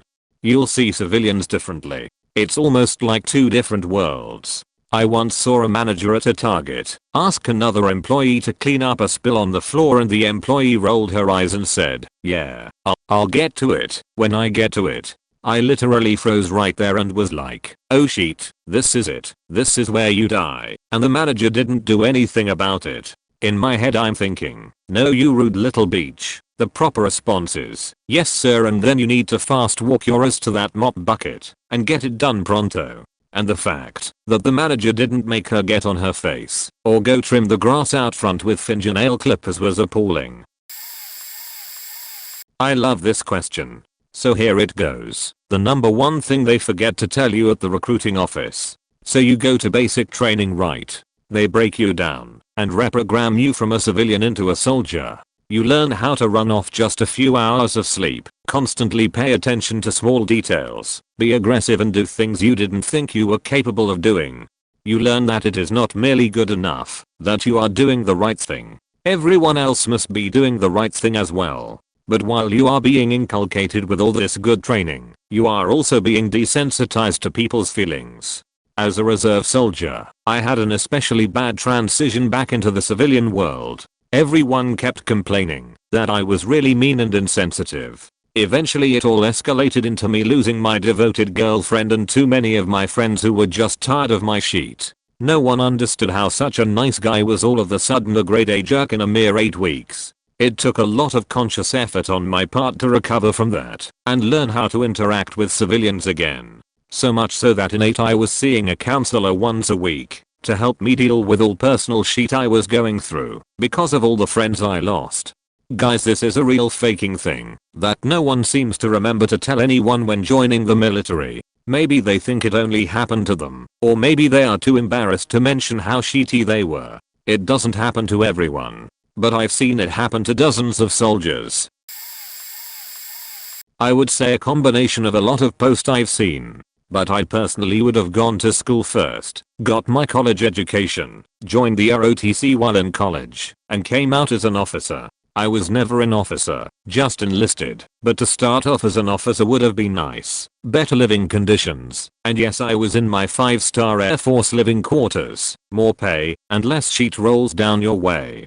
And definitely do my education before joining. I personally found it hard to go from making a good living, but benefits, and a roof to stay under, to getting out, going back to school, having to learn how to learn again, unless you took classes while you were in, going to school with a bunch of young idiots / immature, not saying they all were, or I was 100% serious at all times, kids who are there because their mommy and daddy wanted them to go there, all while trying to get your life outside the military figured out. Living with your parents after you have been on your own for the last 4 to 6 years, well as Air Force folks, or living by yourself / family, but now struggling to find a full-time job with benefits, good pay, and also works with your full-time school schedule, so you can go to class. There were great transition classes we took to go from military to civilian world. But that doesn't help you get a job you don't qualify for, because you didn't know your recruiter was getting you to meet his quota, and you were in a field of work you don't want to do the rest of your life. So, go to school first, join the military as an officer, get out and enjoy your life and your family, and live happily ever after. Do not go into intelligence. Working a classified job is a pain and it's difficult to get into other positions without a bachelor's and 6 years experience. Plus you won't be able to put a lot of experience you get on a resume later down the line. Do not get married to your high school / college sweetheart. You will end up getting divorced. The military still doesn't know how to deal with women and gays / lesbians as a whole. Racism / xenophobia is also pretty rampant, especially toward Muslims for obvious reasons. Military women get what I referred to as the bail bump. Bail was my first duty assignment. The women there acted so stuck up because there were so few of them. A lot of these girls weren't used to so much male attention and it immediately goes to their heads. You will meet the best friends you have ever made. Nothing breeds friendship faster than the military. Good luck to anyone enlisting or getting a commission. You will have no fixed schedule in your life if you chose infantry in the army. Most civilians and even non-combat arms work 9 to 5, 5 days a week. You will be at work at least 10 hours a day every 2 to 3 months for 2 weeks at a time. You will be doing some repetitive training in the field with blank ammunition to make your co look good. Your days will be slow, boring, and frustrating, but the years will fly by. Worse if you choose airborne, because they screw you over hard and often, and pay you $150 a month extra to justify it. New guys take every jump that's not during the work week, and you're not getting that time off back. Jumps take all day to prep for, and are usually at night, so you'll be home by 4 AM the next day. After your first 10 or so jumps it loses its excitement and it's just an outdated tactic with current use. You're not guaranteed a deployment anymore. Half the guys I served with went through their first 3 or 4 year contract in garrison. If you do deploy, they will run you ragged with missions for as long as you're there, especially on shorter deployments. My 101 day deployment in Afghan only had 50 days of missions, but they lasted 4 or 5 days at a time. We walked 150 miles over that time, according to the LT's GPS, through ankle breaking, plodded up farmland with almost 100 pounds of gear. I'm 160, 5 feet 10, weighed around 250 on most missions. Got attacked a few times, but always from really far away for maybe a minute. Even if I did shoot someone I'd never know it was my kill. 1 out of every 10 new guys that joined our company didn't regret choosing airborne infantry. Lower your expectations and sign a 3-year contract. You can always re-up to Hawaii or Germany if you want to stay in. That's just my experience, but from what my other friends from basic have said it's mostly the same all over, except Hawaii. Practice and study for the ASVAB.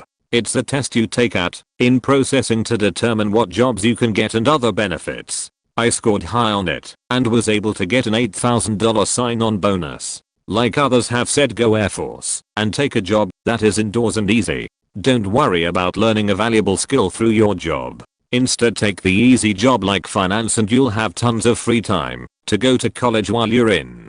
The guys that take the mechanic jobs so they can learn a skill end up being glorified parts changers working long hours with absolutely no free time, while the people in finance keep bank hours and get college degrees. And don't pick infantry or something because you want to be a special forces badass. Anyone can go special forces from any job. You can train and apply to go special forces or special operations, Air Force, or Ranger training from your finance job.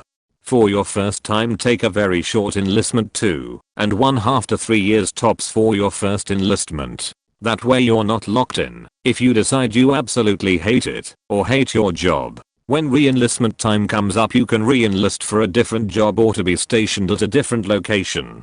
Research where you want to be stationed and with what division. I was able to pick the division that I want to serve in and get it in writing on your enlistment contract. You can also get what's called stabilization. Stabilization is where you're guaranteed to not get moved from the location you choose for a designated number of years. When I was in you could get 2 years stabilization. If you don't get stabilization they can stick you anywhere they want, and unless you have an uncle that's a colonel or something they'll more than likely stick you in the worst hellhole they can find.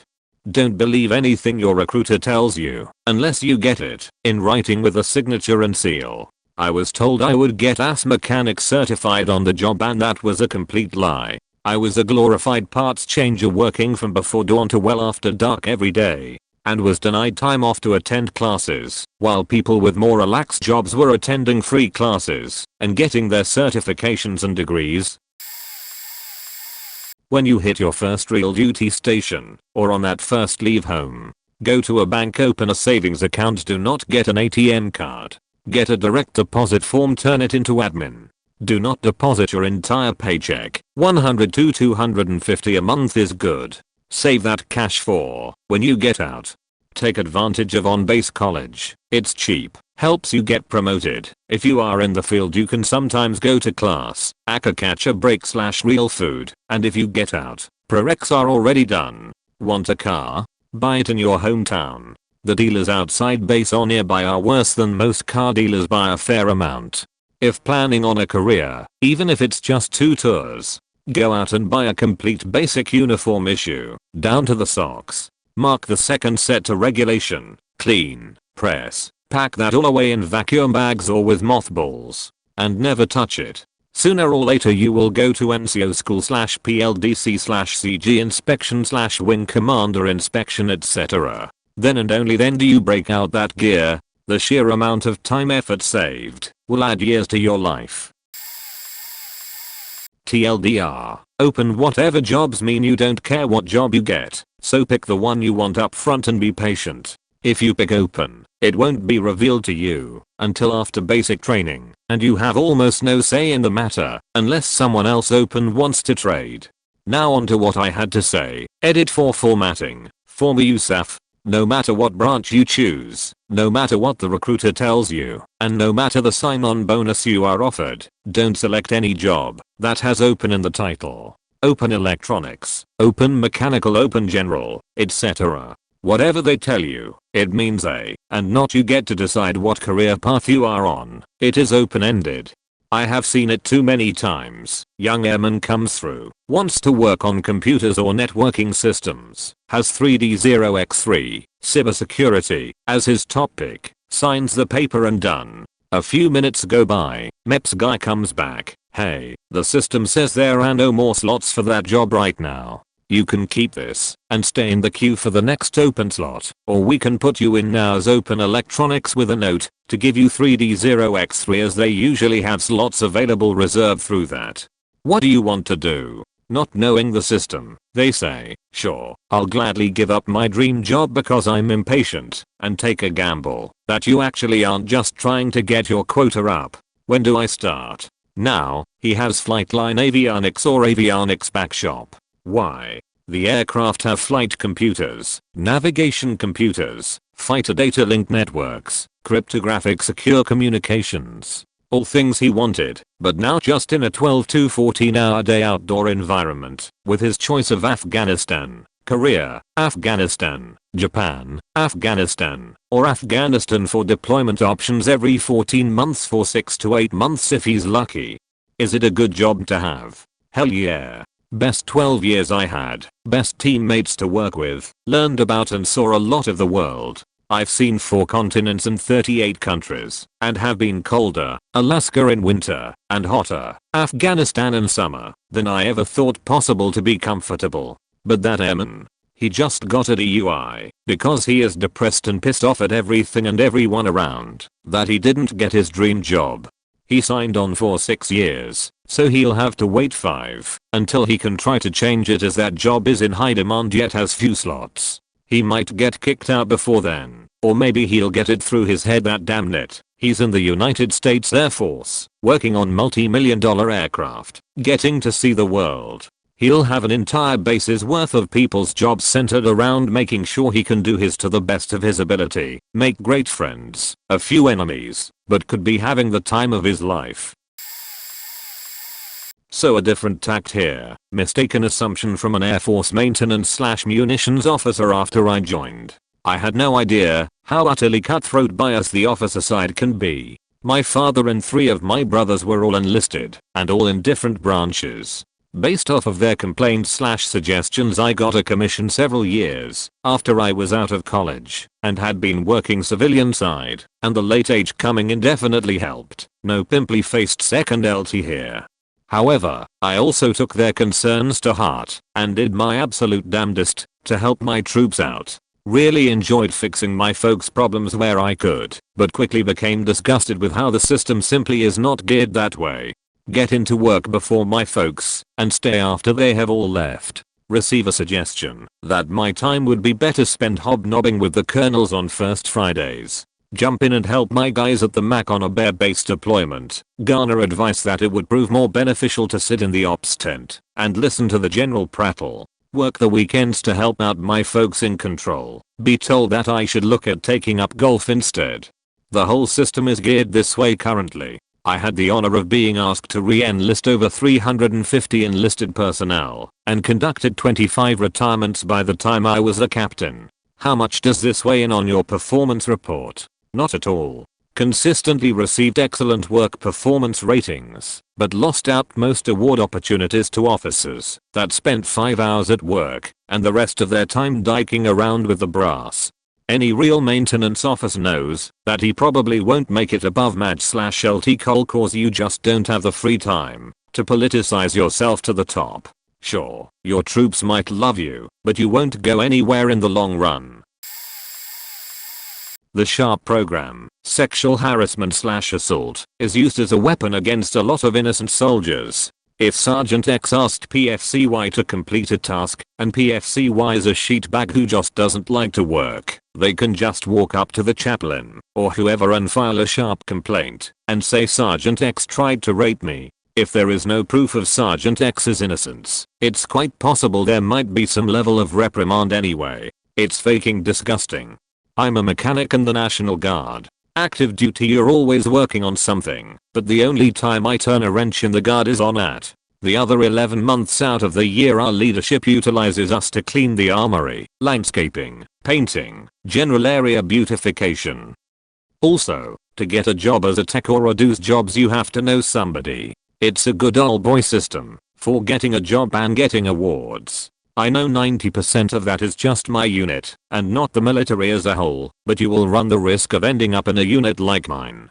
You meet some of the best and worst people you will ever encounter in your life. It's one good soldier for every 7 or so sheet bags. I mean the most lazy, degenerative, unmotivated, rude pieces of shit you will ever encounter. These are the people that you look at and think to yourself, how the fuck did you make it in? And then you realize your paycheck is the same, and you're in the army under the same standards as they are. From an outside perspective, you and that sheethead over there are observed to be equals. Another thing, my unit is disbanding soon. Like 75% of our mechanics are gonna be gone, so they are encouraging us to find homes for ourselves and reclass so we go to a unit that we want to go to. I've been trying to transfer to this new unit for 6 months and they won't sign off. Long story short, when I get past my enlisted chain of command to figure out why I'm nicely told to fuck off, found out through a buddy they want me to be one of the 25% to stay there if they can help it, because I'm one of the non-sheet bags. It's a terrible unit, and I don't want to stay there, and they won't even tell me they want to keep me there / give me the reason they haven't signed off on my transfer themselves. Backstory: I joined the army at 19 years old. I did no apply myself at school, barely passing high school, not because I'm not intelligent, but because I honestly gave zero fucks. I was working a morning shift at UPS as an unloader. I had experimented with marijuana and saw myself going down a path I knew was no bueno. I joked about joining the army for weeks with my mother before one day coming home with the signed papers with a date I would depart. Fast forward almost 9 years later. I'm a staff sergeant, E6. I have led soldier into combat. I'm responsible for training, mentoring, and developing young soldiers. I have lived all over the world, including Germany, South Korea, Iraq, Kuwait, and Afghanistan. I have mentored foreign army soldiers, grooming them to be self-sufficient and able to defend their country against insurgency. I have almost died on several occasions during my vacations abroad. I'm a father of 3 children, giving them the father and childhood I never had. The answer to OP is simple. I wish I would have known how great of man and father the military would make me into. Had I known, I wouldn't have joined at 19. I would have joined at 18. I never would have seen myself where I'm today, and only the military is to thank for this. The military, though not for everyone, is the single-handedly best thing that has ever happened to me, and though some will say I drink the Kool-Aid, I would recommend it to anyone who wants to better themselves as a person. PTSD is the realization that you'll never be this cool again, ever. Just a small note buried in all these comments. You go through so goddamn much in the military. Every single day is a huge obstacle of bullshit that you have to somehow get through. Oh, you have to sweep the mechanics bay while a sandstorm hits with the doors open. Have to cut grass with scissors just because. Rake the sand so that the lines will make everything look super duper pretty for Command Sergeant Major. But you also get to deploy, hopefully, and you finally get to do your job, what you signed up for, and much more. It isn't perfect in any way at all, but at least it is something. You've got armor, guns, and Old Glory behind you waving its freedom fuck yous to whoever stands in the United States Army's way. You think you're a part of something glorious, and you are, but only to you and your unit. You get back home and everyone beaches so fucking much. It's so hot in this 2015 Lexus. Turn up the account now. Seriously? You don't know what the fuck hot is? and you'll be thanked for your service constantly, even though they have no idea what dumb things you had to do every faking day, and there's no way you can relay that to the appreciative. It never ends until it does. A sense of identity is gone. Uncle Sam is my favorite family member. I loved and hated him so faking much, but it gave me everything I didn't want but also needed. I'm at a great university, have awesome goals, accomplished more than ever, but in the end I still have a deep hatred that I want back in my life more so today. But not really. Well kinda. No. It's like a bad breakup with someone you loved. I'll never do anything this cool again, ever. Former Air Force here, learned how to save some money and basic personal finance. A lot of the people I watched in the dorms pissed their money away on new cars / credit card / trips, and few invested in their future or thoughts to after the military. By all means, have fun, but do save some. I'm 27 now, and do not have to work any longer if I choose not to due to saving and investing the money the military essentially throws at you, since they pay for everything and have bonuses for some critical jobs. Work on your education while in the service. I'm uncertain if tuition assistance is still available, but most people I knew did not utilize it, nor did they clap or even attempt them. I received something ridiculous like 30 plus credits simply by going and taking some rather easy tests at the education center. Studying is not even necessary for a majority of them if you have some basic background knowledge or high school education. Network with those that are involved in careers or areas you may be interested in after you get out. There are a lot of great people that can vouch for you or help you get in the door if you wish to come back in as a federal or contract worker. I can only speak for intelligence and its side of things, but I imagine this would apply to other careers as well. Research the branch and type of job you are interested in. I personally would avoid the Army and Marines. I worked on joint bases throughout my time and those two branches were treated by far the worst. I would rank it USCG, USAF, Navy, Army, and finally Marines as far as treating their personnel went. They seemed to be treated more as tools / numbers than humans. The other three services treated their members pretty well. Be in moderate physical condition or ready to exercise for basic and PT. The standards are not difficult, but if you're really out of shape you may struggle. Keep a folder or inventory of papers, records, etc. Some of it will get lost, and you will be happy to have a replacement or copy easily available. People make mistakes and may lose things, and others are simply incompetent. Learn and read the AFIS or your selected branch's version, or at least the areas that pertain to you and your career field. I'm not certain how to phrase this well, but it can protect you and your flight / friends. While most of the regulations and rules are drivel, some of them are there for safety / protection of people. They saved me from some additional duties due to rank requirements for the positions in the AFIS. Not to sound too generic, but would it be worth joining the military at age 25 with mediocre work history and a bachelor's degree? I graduated in political science, did some freelance journalism, and was a local political analyst. Did some campaign stuff too, but now I'm kinda having a rough time looking for solid full-time work that offers a salary good enough to survive with all things considered.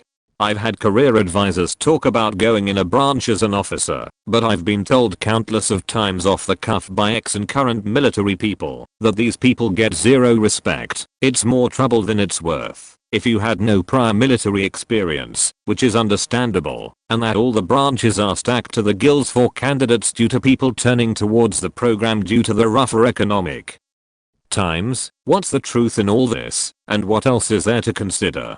Would it make more sense to just go enlist despite the degree and all that? I apologize if I sound unfamiliar and out of my depth with things. I'm just in a desperate situation where I'm not where I should be in life, and I figure it might be worth a go to look into to ensure I could be off the streets and get some training for something that could yield better results than my current situation.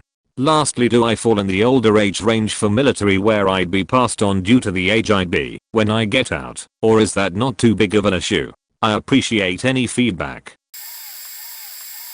A letter from Bob Norris. The 22nd of December 2005. Young man, congratulations on your selection to both the Naval and Air Force Academies. Your goal of becoming a fighter pilot is impressive and a fine way to serve your country. As you requested, I'd be happy to share some insight into which service would be the best choice. Each service has a distinctly different culture. You need to ask yourself, which one am I more likely to thrive in? USAF Snapshot. The USAF is exceptionally well organized and well run. Their training programs are terrific. All pilots are groomed to meet high standards for knowledge and professionalism. Their aircraft are top-notch and extremely well maintained. Their facilities are excellent. Their enlisted personnel are the brightest and the best trained. The USAF is homogeneous and macro. No matter where you go, you'll know what to expect, what is expected of you, and you'll be given the training and tools you need to meet those expectations. You will never be put in a situation over your head. Over a 20-year career, you will be home for most important family events. Your mom would want you to be an Air Force pilot, so would your wife. Your dad would want your sister to marry one. Navy Snapshot. Aviators are part of the Navy, but so are black shoes, surface warfare, and bubbleheads, submariners. Furthermore, the Navy is split into two distinctly different fleets, West and East Coast. The Navy is heterogeneous and micro. Your squadron is your home. It may be great, average, or awful. A squadron can go from one extreme to the other. Before you know it, you will spend months preparing for cruise and months on cruise. The quality of the aircraft varies directly with the availability of parts. Senior Navy enlisted are salt of the earth. You'll be proud if you earn their respect. Junior enlisted vary from terrific to the troubled kid the judge made join the service. You will be given the opportunity to lead these people during your career. You will be humbled and get your hands dirty. The quality of your training will vary, and sometimes you will be over your head. You will miss many important family events. There will be long stretches of tedious duty aboard ship. You will fly in very bad weather and or at night, and you will be scared many times. You will fly with legends in the Navy and they will kick your ass until you become a lethal force. And some days, when the scheduling gods have smiled upon you, your jet will catapult into a glorious morning over a faraway sea, and you will be drop-jawed that someone would pay you to do it. The hottest girl in the bar wants to meet the naval aviator. That bar is in Singapore.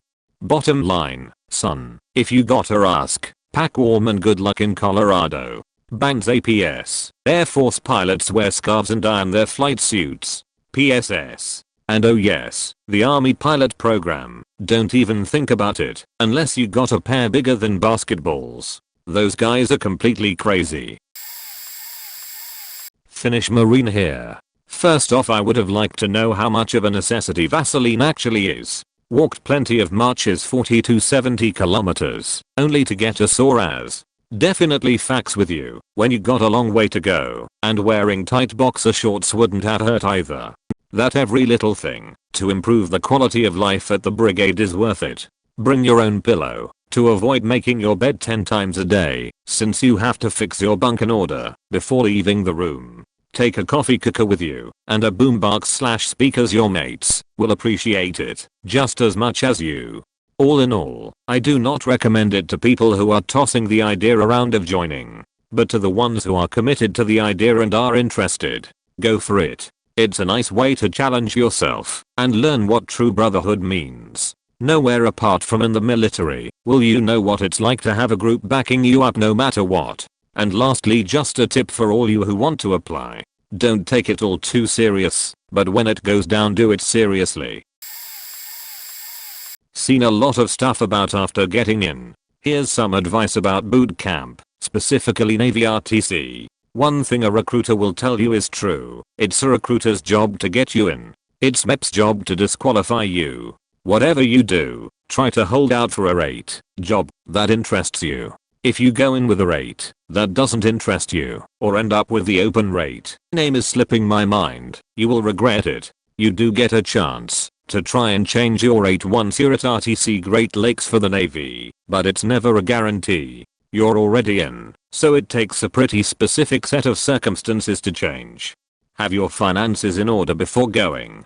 The Navy is especially picky about this. Bad credit, collections, etc. All of those can bite you in the ass. Those first couple of days suck during P days. The earlier you end up leaving your MEPS, the longer it's going to be. If you take your oath in the morning, but find out you're not leaving until the afternoon, take advantage of that and try to get some sleep, especially if you have a long flight. Once you check in at the youre at O'Hare, you're going to be awake for the next 36 hours or so. Contrary to what your RDCs will tell you about the fastest way getting out is graduation, that wasn't the case with my group. We started with 85 in my division and graduated with less than 50. A few got us mod, one got faking us mode 3 days before graduation, which means he was held back to go through boot camp again. Some ended up getting separated out. Hell, we lost 10 in the first week due to medical/mental. If you're hurt, don't try to hide it. An RDC may give you shit because it's their job to push you, but if you're legitimately hurt, go to sick call. One of our guys blew out his ACL and tried to finish one of our workouts. He obviously didn't last long and the RDCs lit him up for not telling them. Didn't matter anyways, as he ended up getting sent home. The Navy can only keep you at RTC Great Lakes for 180 days. ACL recovery, as most everyone knows, is a lot longer than that. I still talk with one of the guys who got separated out. He ended up really depressed, but nothing terrible. He said that everyone who was set up for separation was put on suicide watch. He spent 3 weeks at ship 5 and said it was the most boring 3 weeks of his life. All he did was read until 1600, then they watched movies. So, if you're separated out for whatever reason, be prepared for boredom. You're going to get yelled at. A lot. Everyone does. The entire division will and everyone is going to seem like they're faking up. The division will do well with a good set of leaders in your group, so when it comes time, be sure to go with someone you think will be strong. Do not volunteer unless you're ready to take the most punishment, though. It can be both good and bad, but RDCs will remove you if you're faking up. Want to have a leg up on everyone? Here's some things to absolutely know. Know the 11 general orders. You don't have to be perfect with rate, but know what ranks are. Chiefs/senior chiefs/master chiefs faking lick their chops waiting for someone to call them a chief when they are a senior or master chief. You'll see officers, but not nearly as much as you think. Most of the days, you'll have petty officers around you. Learn how to make a bed with hospital corners. I know it sounds ridiculous, but several guys got a smod out of our division because they couldn't make their faking rack. Get in whatever kind of shape you can. If you go to boot camp out of shape, you're going to regret it. Knowing the phonetic alphabet will help you in the long run. Speaking from army perspective here. Most, not all, mine wasn't too bad. Recruiters are going to lie or stretch the truth about a lot of things they say. Get everything in writing and talk to actual veterans before you join. It's not nearly as grand as you probably think it is. Most of my time is spent sitting around or doing some BS the higher ups make for us. Keep all paperwork because they can and will lose it. Keep it to prove you earned your awards, which matters for promotions, and the fact that you turned such and such gear back in so they can't charge you. Don't get on the bad side of the cooks, mechanics, supply, or the medics. It's just bad form. Don't date within your unit. I've seen it go bad a couple of times. Go to every special school you can. It looks really good on you. Do more part. Do it before joining to make basic a lot easier. Then keep on doing it because there are few things that luck better than a 300 on part test to the army. If you plan on going officer, do ROTC because it's really hard to do OX. Basically you need to be doing at least 315 extended scale just to qualify for it. Mizo came out of OX and was telling us about it as a lower enlisted. If you have a sheet bag sergeant, make sure you can go to your SSG or another sergeant not directly in your chain 4. When you need something, keep accountability of your stuff, especially during BCT and 8. 20-year Navy veteran here. If I'd known, I've tried harder on the ASVAB, so I had better opportunities. Number 1. I did not have a bad career, it just could have been better. That test is your future in many ways. I was a recruiter for a hitch and I saw many kids lose all hope because they blew off the ASVAB. I still would have joined the Navy. I don't care what anyone says about whatever branch of the military, we all serve for the same country. We just do it different ways and places. I visited 30 plus different countries and 30 plus states. That was part of the adventure for me. Like everything else, the military is all about your attitude. It will be good if you work hard. If you are lazy, stupid or don't give a shit, don't join. You will be ostracized in a hurry and everything will go badly for you. I'm going to college for free right now. I have a pension and medical plan for the rest of my life and I can shop tax-free on any US military base. The best part though, I met my wife and we've been together for 25 years. She's the best thing that ever happened to me. I wish I knew, before I trained with American soldiers, that their outlook would be so different. They, and we, were officer cadets. They were in the ROTC, so that probably counts for something, but from a British perspective they had zero sense of humor about the military. I'm sure Americans who have served a while develop a strong sense of perspective and irony, but these kids were weird, sort of like extremists.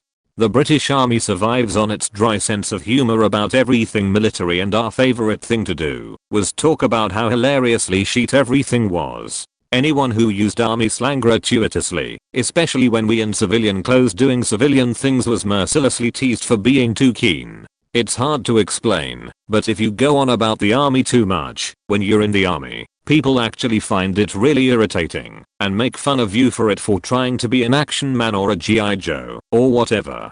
As I said, I know this might have been because they were ROTC, but then we were OCTs too, so the comparison is relevant. They faking loved the army. They didn't switch off. They were in army mode all the time because they seemed to think it made them really cool. They could not take a joke at all. Not one of them. I wish I'd known this, because we then had to spend a mirthless month with them gisting themselves over the Star-Spangled Banner, or whatever.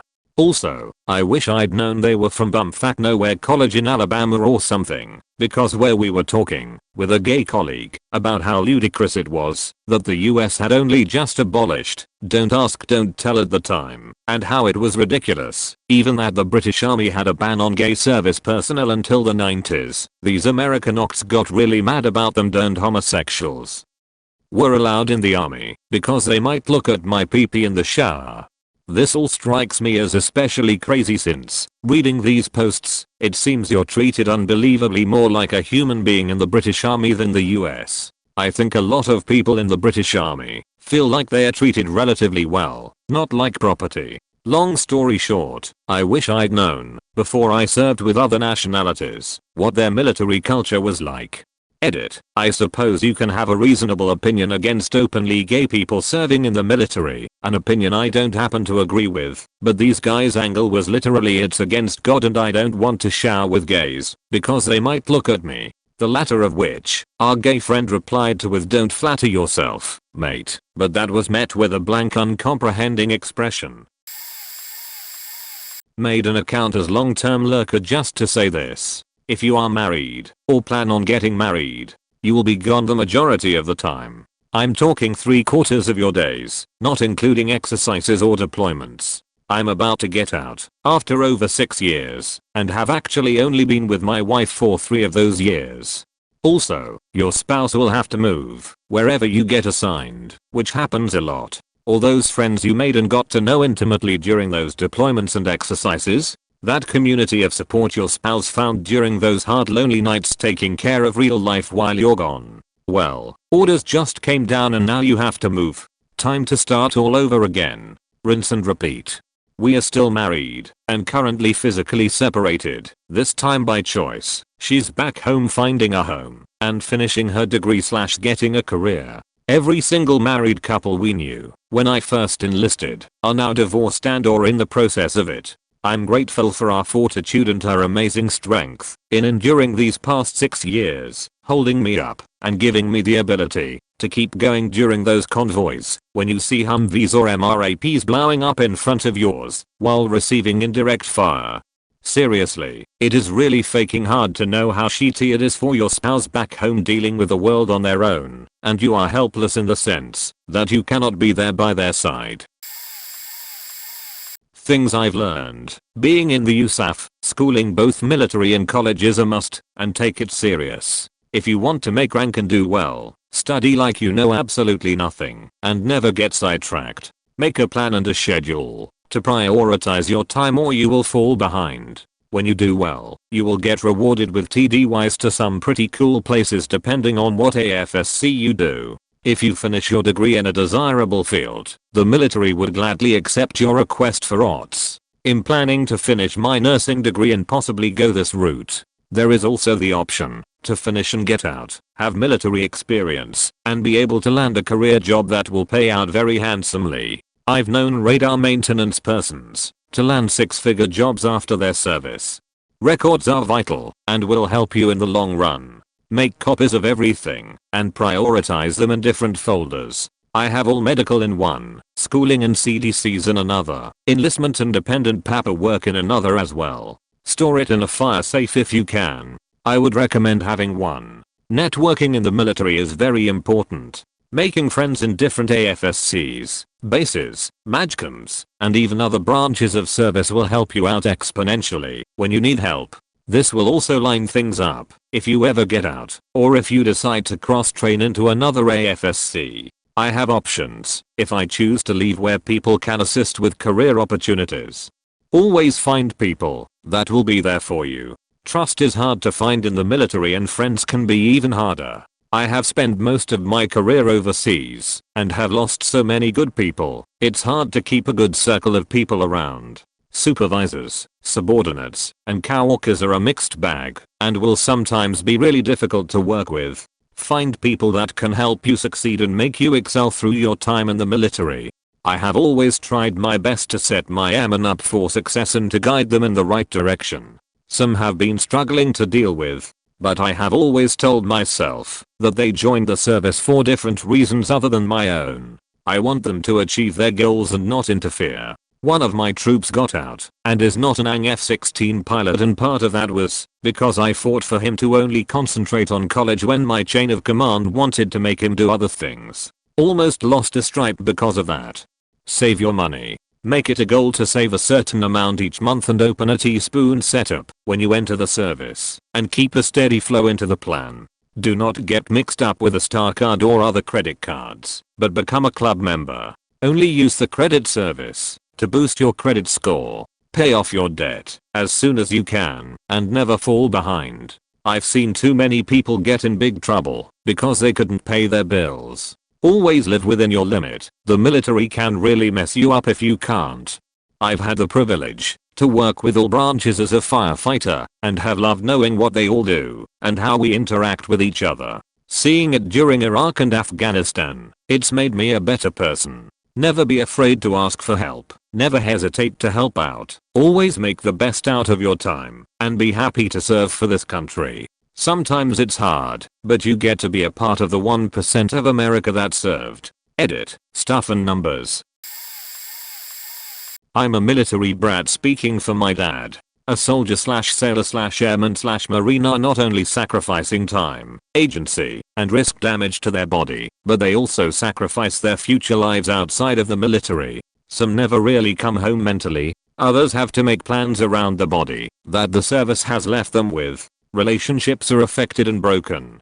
Dad has had some serious damage to his body doing a mundane job. As a young airman, he had to paint an airplane hangar. All they had was lead paint left over from Vietnam or Korea. The next day he was in sick bay swollen up from a reaction, and he was sick for 30 days. For the rest of his years he'll have tremors and gets worse with time.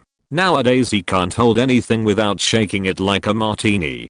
The chemical exposure to the solvent is the reason he has Parkinson's disease that gets worse over time. Luckily he is able to draw disability.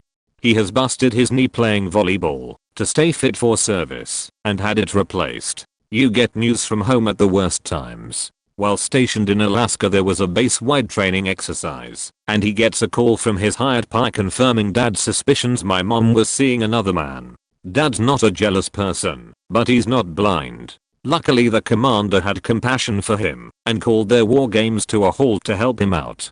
Dad's words, he stopped the world for me. Sometimes you will still have to work in spite of that. War doesn't stop for anyone and the mission will still have to be completed. He was in Desert Shield and got a call telling him that his kids were in foster care because of my stepmom. He had to come back to the States to straighten things out. Acting as a first shirt, he's seen domestic lives that were in shambles. He warned us never to marry into the military because so many of them cheat. Ouch. I have heeded his advice. He has PTSD, and I don't even know why. It might be classified. It could be that he can't put things into words without losing his grip. I'll never get it out of him unless he volunteers. He is not the happy, outgoing, sweet guy I knew from my young years. As I grew up, he became hard, sometimes to the near point of callousness. He hardly went out.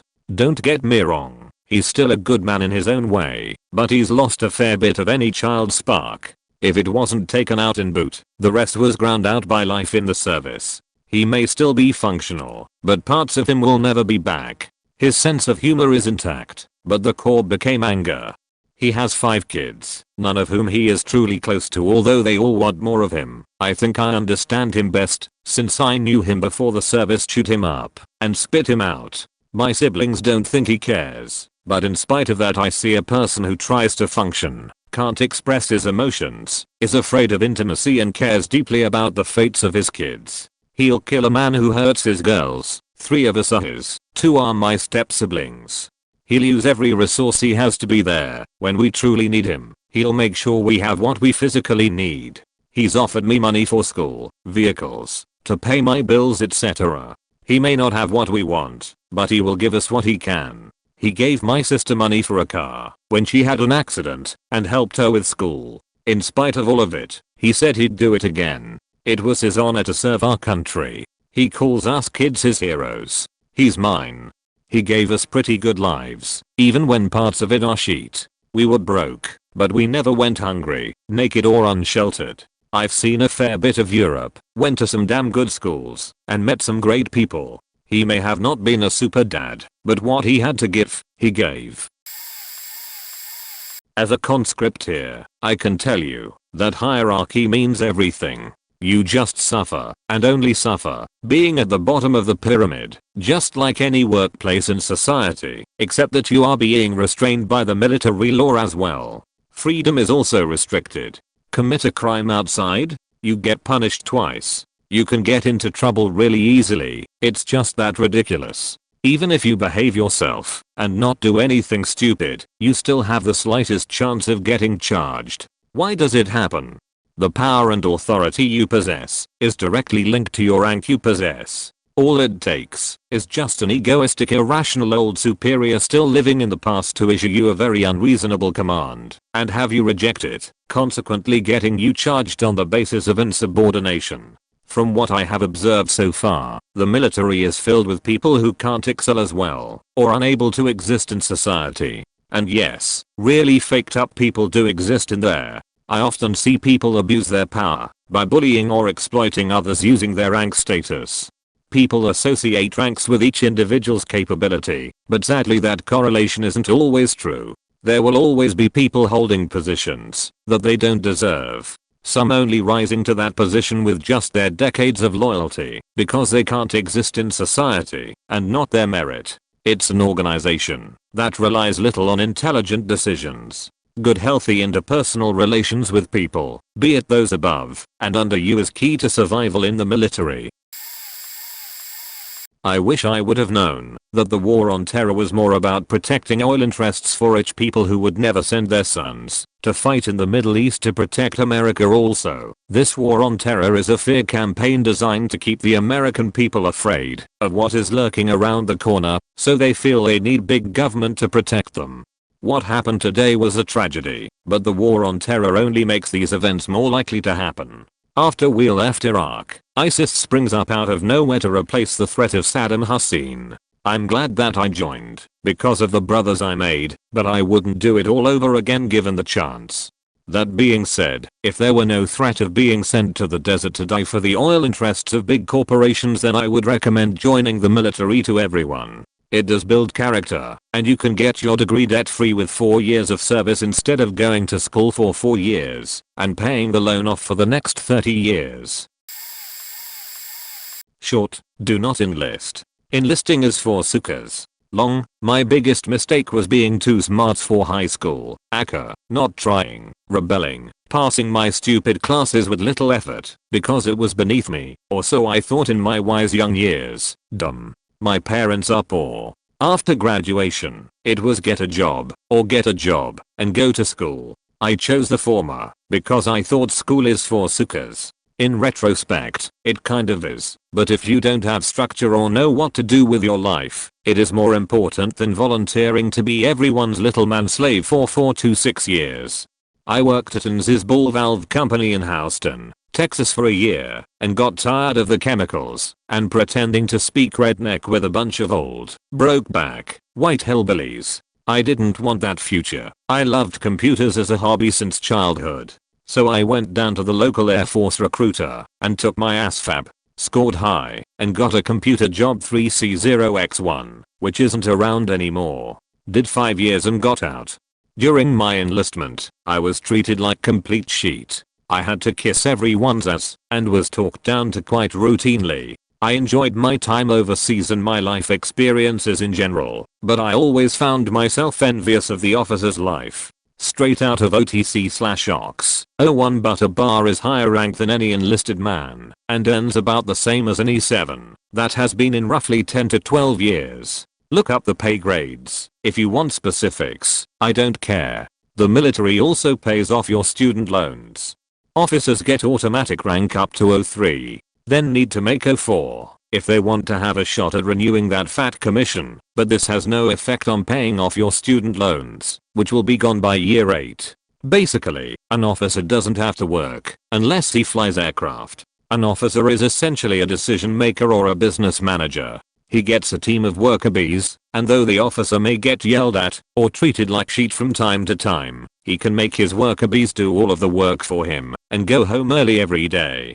If one of your worker bees fucks up, well, you may get yelled at, but essentially, you can toss your lowest ranking worker bee under the bus and you get away with murder, or go golfing with your officer buddies during office hours. I got out in 08 feet. There were some structural changes going on then, but overall, cliques are bound to form in each squadron, and officers are on top of the food chain. Each squadron is different, and not all officers can get away with stuff given the environment. However, statistically speaking, you have a much higher chance of getting away with stuff, working less, and getting paid more if you are an officer.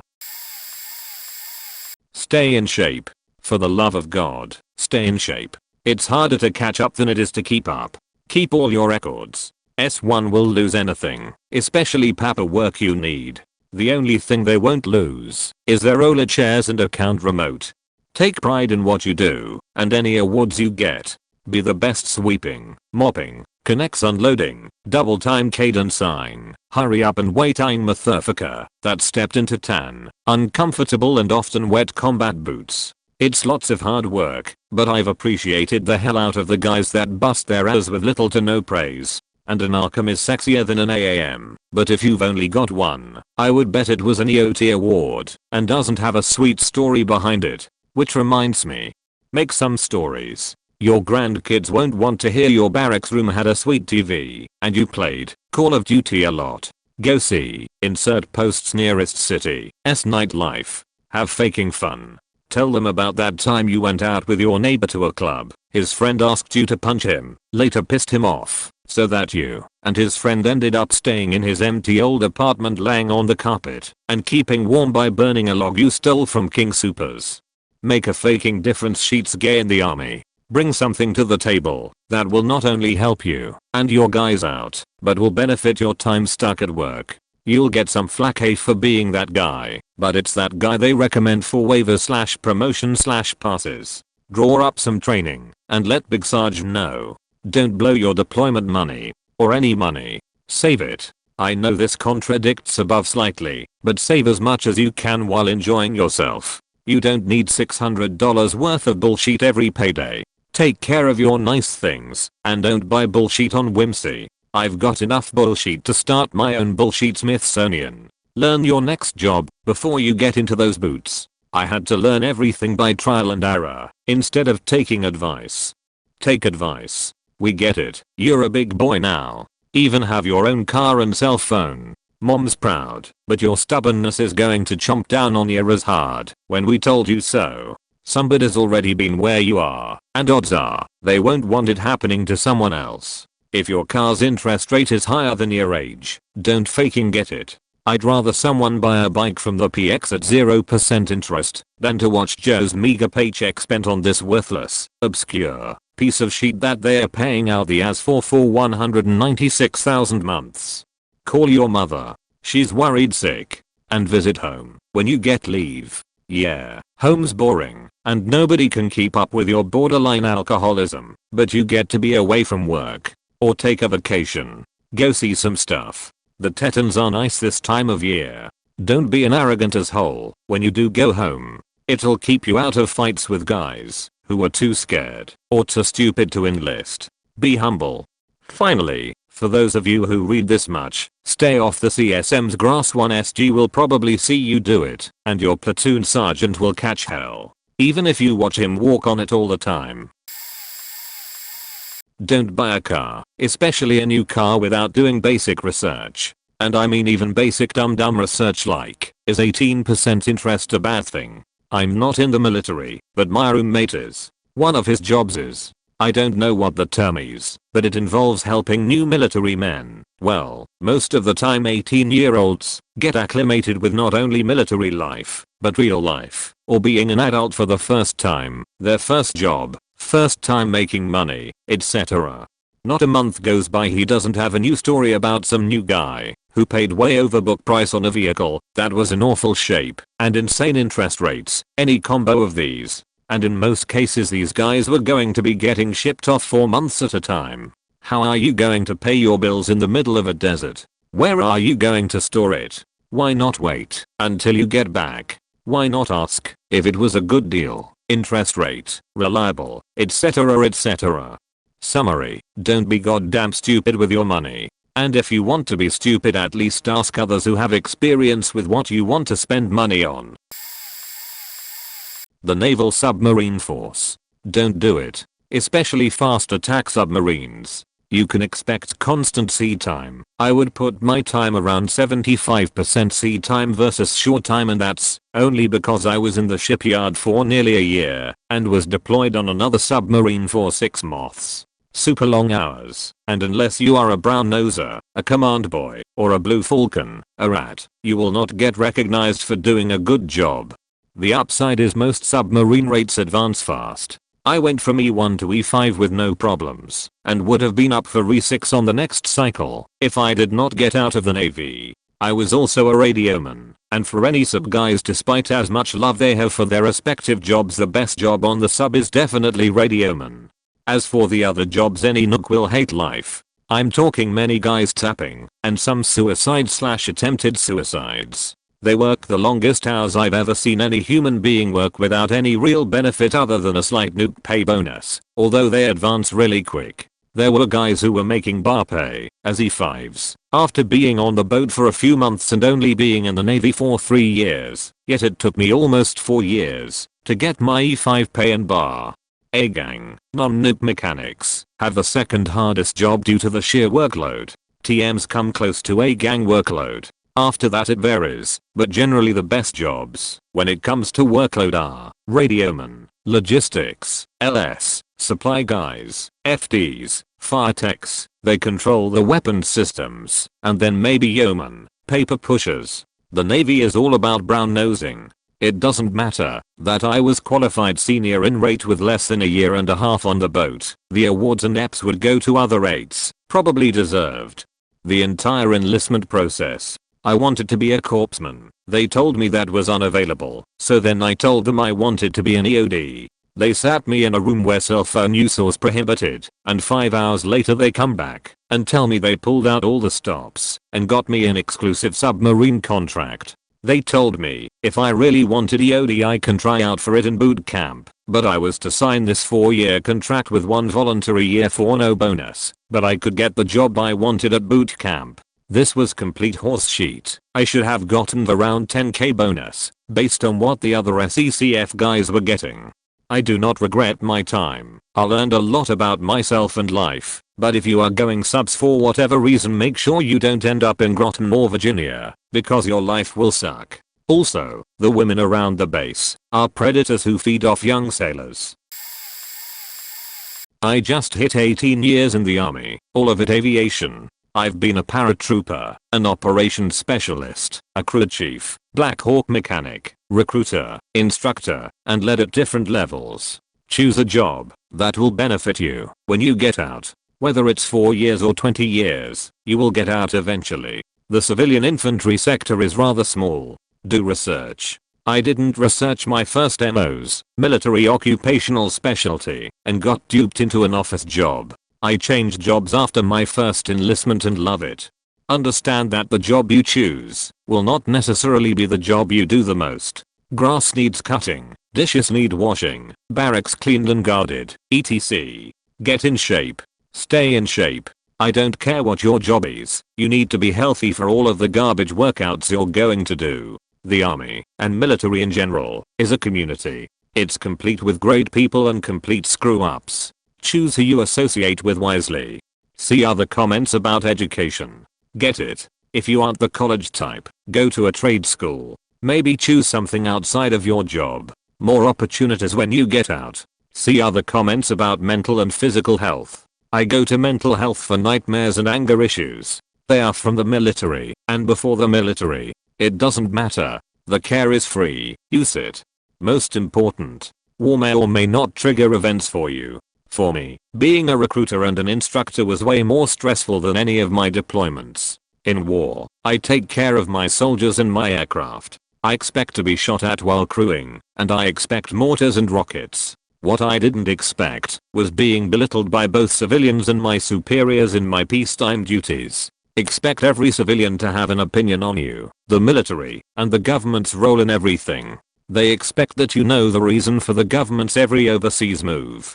Some civilians will hate you for what they believe you represent. Ignore them. Some people will try to put you on a pedestal as a big hero. Ignore them as well. Know what and who you are. These are just a few points I have learned in my time. Yes, I will do my 20 and get out. I joined at 17 and plan on starting a new career at 37. My daily countdown has already begun. My experience with the military has been different from most. I guess the one thing I wish I knew before joining was the difference between FTS, the old TAR, and a reservist. I was working at a corporate hotel chain as a chef and wanted to get an easier access to medical and dental insurance, since paying out of pocket where I was working was eating up $150 of my check every month. My parents had both been former Navy, so I talked to a recruiter and was sent to the processing center to pick a job. I wanted to go reserves because I could keep my job, get the benefits of being military and just see them every month and sometimes a bit longer for training. Person at the processing center goes, oh, there's an FTS position. It's basically a reservist. So I signed up for it. Next thing I know I'm getting stationed somewhere, had to call up my hotel and quit, and now 4 years later I'm in Italy. For those curious, there are 3 main types of service for the Navy. Don't know how it differs between branches. Active duty, these guys are our frontliners. They go to ships, deploy, go on missions. These are probably 90% of the people posting at any time. Reservist, 1 weekend a month, 2 weeks in the year for training. These guys are mobilization assets, meaning we can draft them a set of orders and send them somewhere the active duty people need an extra body. Full-time support, FTS, or total active reservist, TAR. We are active duty sailors whose entire purpose is to deal with reservists. We make sure they get trained, write their orders, send them places, make sure they get home, and handle the other reserve stuff. This is the closest to a 9-to-5 military job that exists to my knowledge. Same perks as active duty, but we are usually never going to see a ship, overseas or anything dangerous, unless we fight to get it. We are usually called full-time shore duty sailors. In my home country, we had to serve mandatory 10 months. The thing I missed the most was my personal freedom. I didn't have time to read a book in 10 months, because we were constantly doing stupid things like cleaning the road that led from entrance to the inner compound. Basic training, 2 months. Learned basics of weapon use maintenance. 1 competition, best soldier, among 450 people. Turned down sniper specialization. Best co ever. He was a sarge, and he took good care of us. Specialist training, 2 months. Learned basics of anti-aircraft/anti-tank weapons testing. Faulty systems would be sent for repair. Codes were total jerks and idiots. Specialists who took care of the discipline were sobs. Specialist code training, 1 month. Faking hell on earth. Description, 60 people being constantly punished. Mental abuse, physical abuse for no faking reason. Got rank, specialist. In US terms, that would correspond to something like sergeant. Got the info from the co who finished West Point. 5 months of work with 2 new soldier groups as specialist. Switch was every 2 months. Good times. I liked working with the new recruits and I steered them away from trouble whenever I could. That was the first time I was in charge of groups of 30 to 150 people. My co hated me, and I hated him back. Idiot, jerk, tyrant. I have gathered some 30 bonus days, various competitions, and got out 1 month early. Oh sweet freedom. So I was in the RN 2 days. This is my story. Wish I'd known to go to the doctors. Before I joined 2 days I was in basic, then they sent me home, medically discharged. Absolutely devastated, 27 years old, and I'm in tears in front of all those officers and medical staff. It's bloody horrible being told you're going home when that's the very last thing you want to hear. Feeling emotional thinking about it. Trapped a nerve in my back prior. Didn't know, thought I was just overtraining, so I rested a few weeks before my start date. Felt fine going in. Only had a rake in my thigh, but had a mean limp after I did my 1.5 miles. Now I'm back in my old job putting dirt in tin and describing it for 8 hours a day. That was 4 weeks ago, and I'm miserable already. Waiting on NHS physio, because I can't afford private. Be another year before I can go back. I just wanted to say that. Seemed like a good place to say it. So this is to anyone joining the forces. Specifically in the UK. If you hurt yourself prior to your start date, go to the doctor even for the smallest ache. You might have your date pushed back a few months. But it's better than getting sent home and having to wait another 18 months because you're basically reapplying. Now if you excuse me, I need to go talk to someone. Former sailor here. There are so many things I wish I had known. A little background. I was a top 20% student at my high school, had a full ride to Tulane, but went into the military due to a sense of duty. I was at first admitted into the Naval Academy, but that was retracted by unknown reasons at the time, and so I was talked into the nuke field by the recruiter. Come to find out, Zatwam owed a favor to a newspaper editor and pulled me out of that position and put the editor's kid in my place. I only found this out years later. So, I go into the nuke field, and it is super obvious I'm not in the right field. I'm a pro at programming and electronics. Even though there's an ED rating, electronics technician, in the nuke field, you do electronics stuff a small fraction of the time. I went to my advisor, told him I'd be a better resource to the Navy and another rating, and he told me that, since I was trying to get out of nuke school, he's terminating any chance I have of getting back into the academy, and that he'll have me scraping paint if I pursue my endeavor. I was like, what the fuck?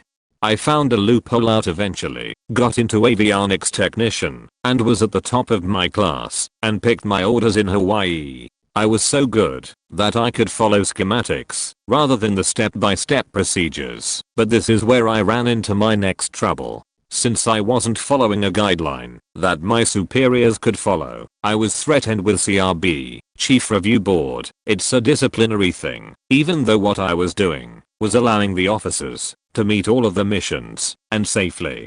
Long story short, I went all the way up to captain's mast because I knew how to think for myself and was trying to be the best sailor I could be. I didn't get demoted or punished ever, since I had a backing from many of the master chiefs and senior chiefs that knew I was doing what needed to be done, but it was still not a pleasant experience. Many of the people you work with were given a choice of military or jail, while others are in to get their citizenship. Those were some of the greatest guys.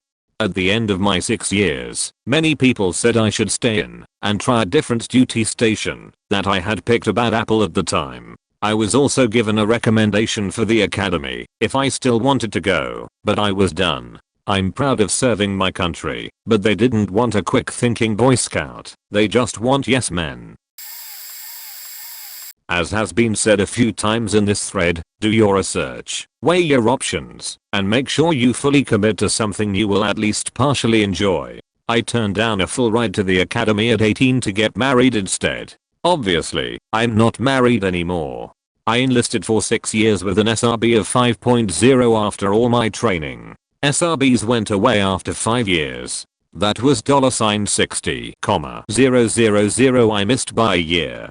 Pursue those interesting assignments. 9 times out of 10, they'll be the best tour of duty you've ever done. The 1 year I did overseas, Coast Guard here, so that's interesting for us. Turned my service into a career, because I loved the job so much.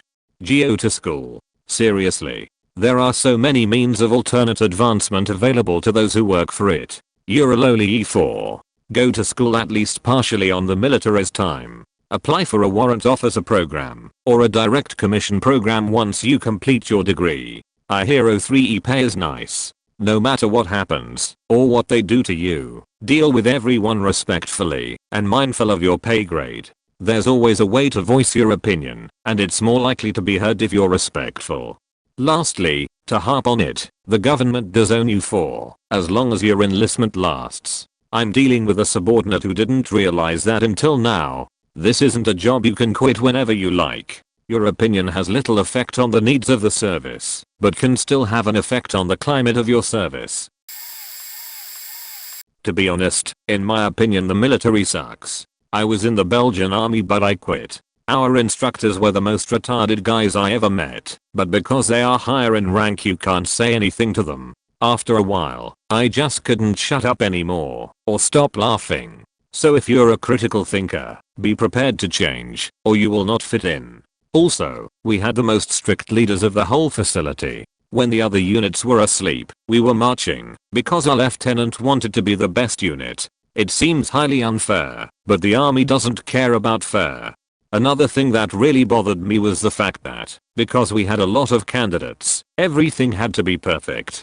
They didn't even explain anything about the equipment, we just were supposed to know. But the technicians, who didn't have a lot of candidates, didn't even have to do anything because they, the officers, were afraid they would sign off. When they were tired on a march, they would just stop to give them a rest. Oh, and the cleaning. Goddamn 90% of the time we were cleaning something. I honestly have never cleaned more in my life than in the army. I guess I didn't like it there. My history. Army's undergraduate bursary, officer cadet, 2 LT, capped. I was expected to hang around for a minimum of 3 years following my degree, but ended up staying for 6. I didn't leave under bad circumstances, but I felt the private sector was a better fit for me. In the army, you do your job. If you do it well, it is a matter of time served before promotions turn up. The opportunity for high flyers, or those who go above and beyond, is limited, and in some circles frowned upon. This is obviously very subjective, depending on commanding officers at any point in time. That and real life were clashing. I met a girl, blah blah. My only advice would be, think about it. Think about it long and hard before you sign on the dotted line. I have come across a lot of PTEs who were just kids with no idea what they were getting themselves in for. You are signing a contract for your life. We are people though, so talk to us if you have a problem. Rebelling against the system is a surefire way to get blasted out by the co and shut in the regimental nick, or to the glass house. Can't handle the tough physicals. Tough sheet. Can't handle the early mornings. Tough sheet. Actually, my second piece of advice, get 150% minus 200% army fit and used to getting up at 6 AM before you start basic. Your life will be significantly easier that way. No, there is going to be a lot of negative responses to this question, but I'm here to be one of the positive ones. I've never been in the military, but I just got accepted to officer training school for the Air Force and could not be more excited. All the people I've talked to that are still in the military or are ex-military say that it helped build them into the person they are today, for the better. The skills they gained in the military prepared them for jobs in the real world without making them become indebted to student loans. They got to travel the world, meet tons of people, and appreciate their families when they got time to visit home. As someone who graduated from a public Ivy college and didn't receive any helpful experience from it, all of these veterans who wish they had gone to college instead are right for only one reason: with a degree, you get to be an officer. Other than that, college didn't do shit for me besides give me a mountain of student loans. With luck and tons of hard work, I hope to be as successful as the people I've encountered who now lead positive, productive lives. As a lot of military people have told me, the experience is what you make it, and I plan on making it count. I'm so glad I did not join the Air Force. Having worked with many army units, and also in a few Air Force units in joint assignments over about 10 years, yes, they live high on the hog by comparison. I see some of them whining about their 90-day deployments to places with movie theaters and many women and 3 beers a day instead of, well, people hitting your fob with rockets and mortars, if not actually shooting at you. There isn't that same organizational pride that comes from sharing a suki experience. The average civilian, like most airmen, is horrified at the idea of a 5-mile run, or 6 weeks in the field. There's something to that. Also something to completing Bradley gunnery, or rolling through a shoot house for military ops in urban terrain, room clearing training. There's more cool guy shit, but when that starts to get a little old, pride is still there. Seems to apply to Marines and people in certain units to a greater degree. Army is not for everyone, and soldiers endure a lot of stupidity, but Air Force barely plans, constantly complains, sleep with their silly legalistic manuals under their pillow, and just feels too civilian to me as a service. If that is what you want, go for it. TLDR lives better, but they are basically civilians for the most part, depends on what you want your experience to be. I understand that the military is part of the government, but with that said, there were too much politics involved with everything. Not like government politics, but just the way actions happened. Too many people in charge that have no clue what they are doing. They just do things to get their name heard. People that are higher ranking than E8 and O4 are so far disconnected from reality that their good ideas often hurt everyone under them. There is a lot of pointless nonsense that happens. Oh, you have no legitimate work. Better go to subhuman things like get on your knees and pick weeds out of a parking lot no one ever uses. You're on duty 24/7, so unlike a civilian job they can keep you however long they want. Plenty of days spent sitting around till 4:30 to 5 PM when all of a sudden 10 trucks need to be moved from point A to point B for no reason at all. Then guess what? When you're finished with that, you have to sit for 2 hours and wait on a formation that'll last 30 minutes. You'll be lectured constantly about certain things, suicide prevention, rape prevention, hazing, etc. But nothing is ever done to punish the people that commit those acts, so nothing ever changes. The overall environment of the leadership is pretty bad. Most people that would normally thrive in the civilian world leave before they get into the upper ranks. Then the upper ranks are full of people that joined the military at the age of 18, so they have absolutely no clue how to treat people like human beings, because the military way has been bashed into them for 10 plus years. Unless you're in a unit gearing up to deploy, you're going to spend the majority of your time doing nonsense. Every sort of inspection you can think of, doing retarded work that has no purpose. People will get pickiest about the tiniest things. However, it's not all negative. The social bonds you create can't be compared to anything else. I didn't do a combat deployment on Bagram for 6 months, but I would do anything in the world to be back with those people again. Besides that, I was stationed in Germany, so I had an incredible opportunity to travel. I got to see so many other countries that no one around me can even say they thought about going to. But, as people have already said, those people already have their bachelor degrees, while I'm having to play catch up on life, because I wanted to do something different in life. If you're asking this because you're curious about joining, do your research. I may sound a bit bitter, but I won't try to stop anyone from doing it. There are a lot of positive outcomes and benefits from the military. Just make sure it's the right fit for you. The medical tests you have to go through in the Navy. I didn't have the best childhood, and when I was crying and begging to go home during my pap smear, they did it anyway. They sent me to counseling, and most women would gently laugh at my story. Men on the other hand were actually somewhat comforting. I tried masturbation a couple years ago and just started crying and stopped. I've never had sex, and I never will. I'll never go to the doctor and I'll always hate corpsemen. I know this won't bother most people at all, but if you know you'll have a bad experience, join a branch that doesn't do this, or have it done before boot with a doctor you trust. The people at boot are not polite. Other advice: don't burn bridges. Some people are assholes from the get-go, but you never know when you'll need those people to help you with something. Edit. The downvotes are about what? Edit 2. P4 is the worst thing about Navy boot camp. One guy yelled while he was getting a peanut butter shot. It's a thick flu shot put into your guts for anyone who doesn't know, and he was told to suffer in silence by the corpseman. You can fail the corpseman school and still get pushed into the fleet. If you want a taste of the quality we deal with, edit it a second time in case the downvotes were from people not believing me.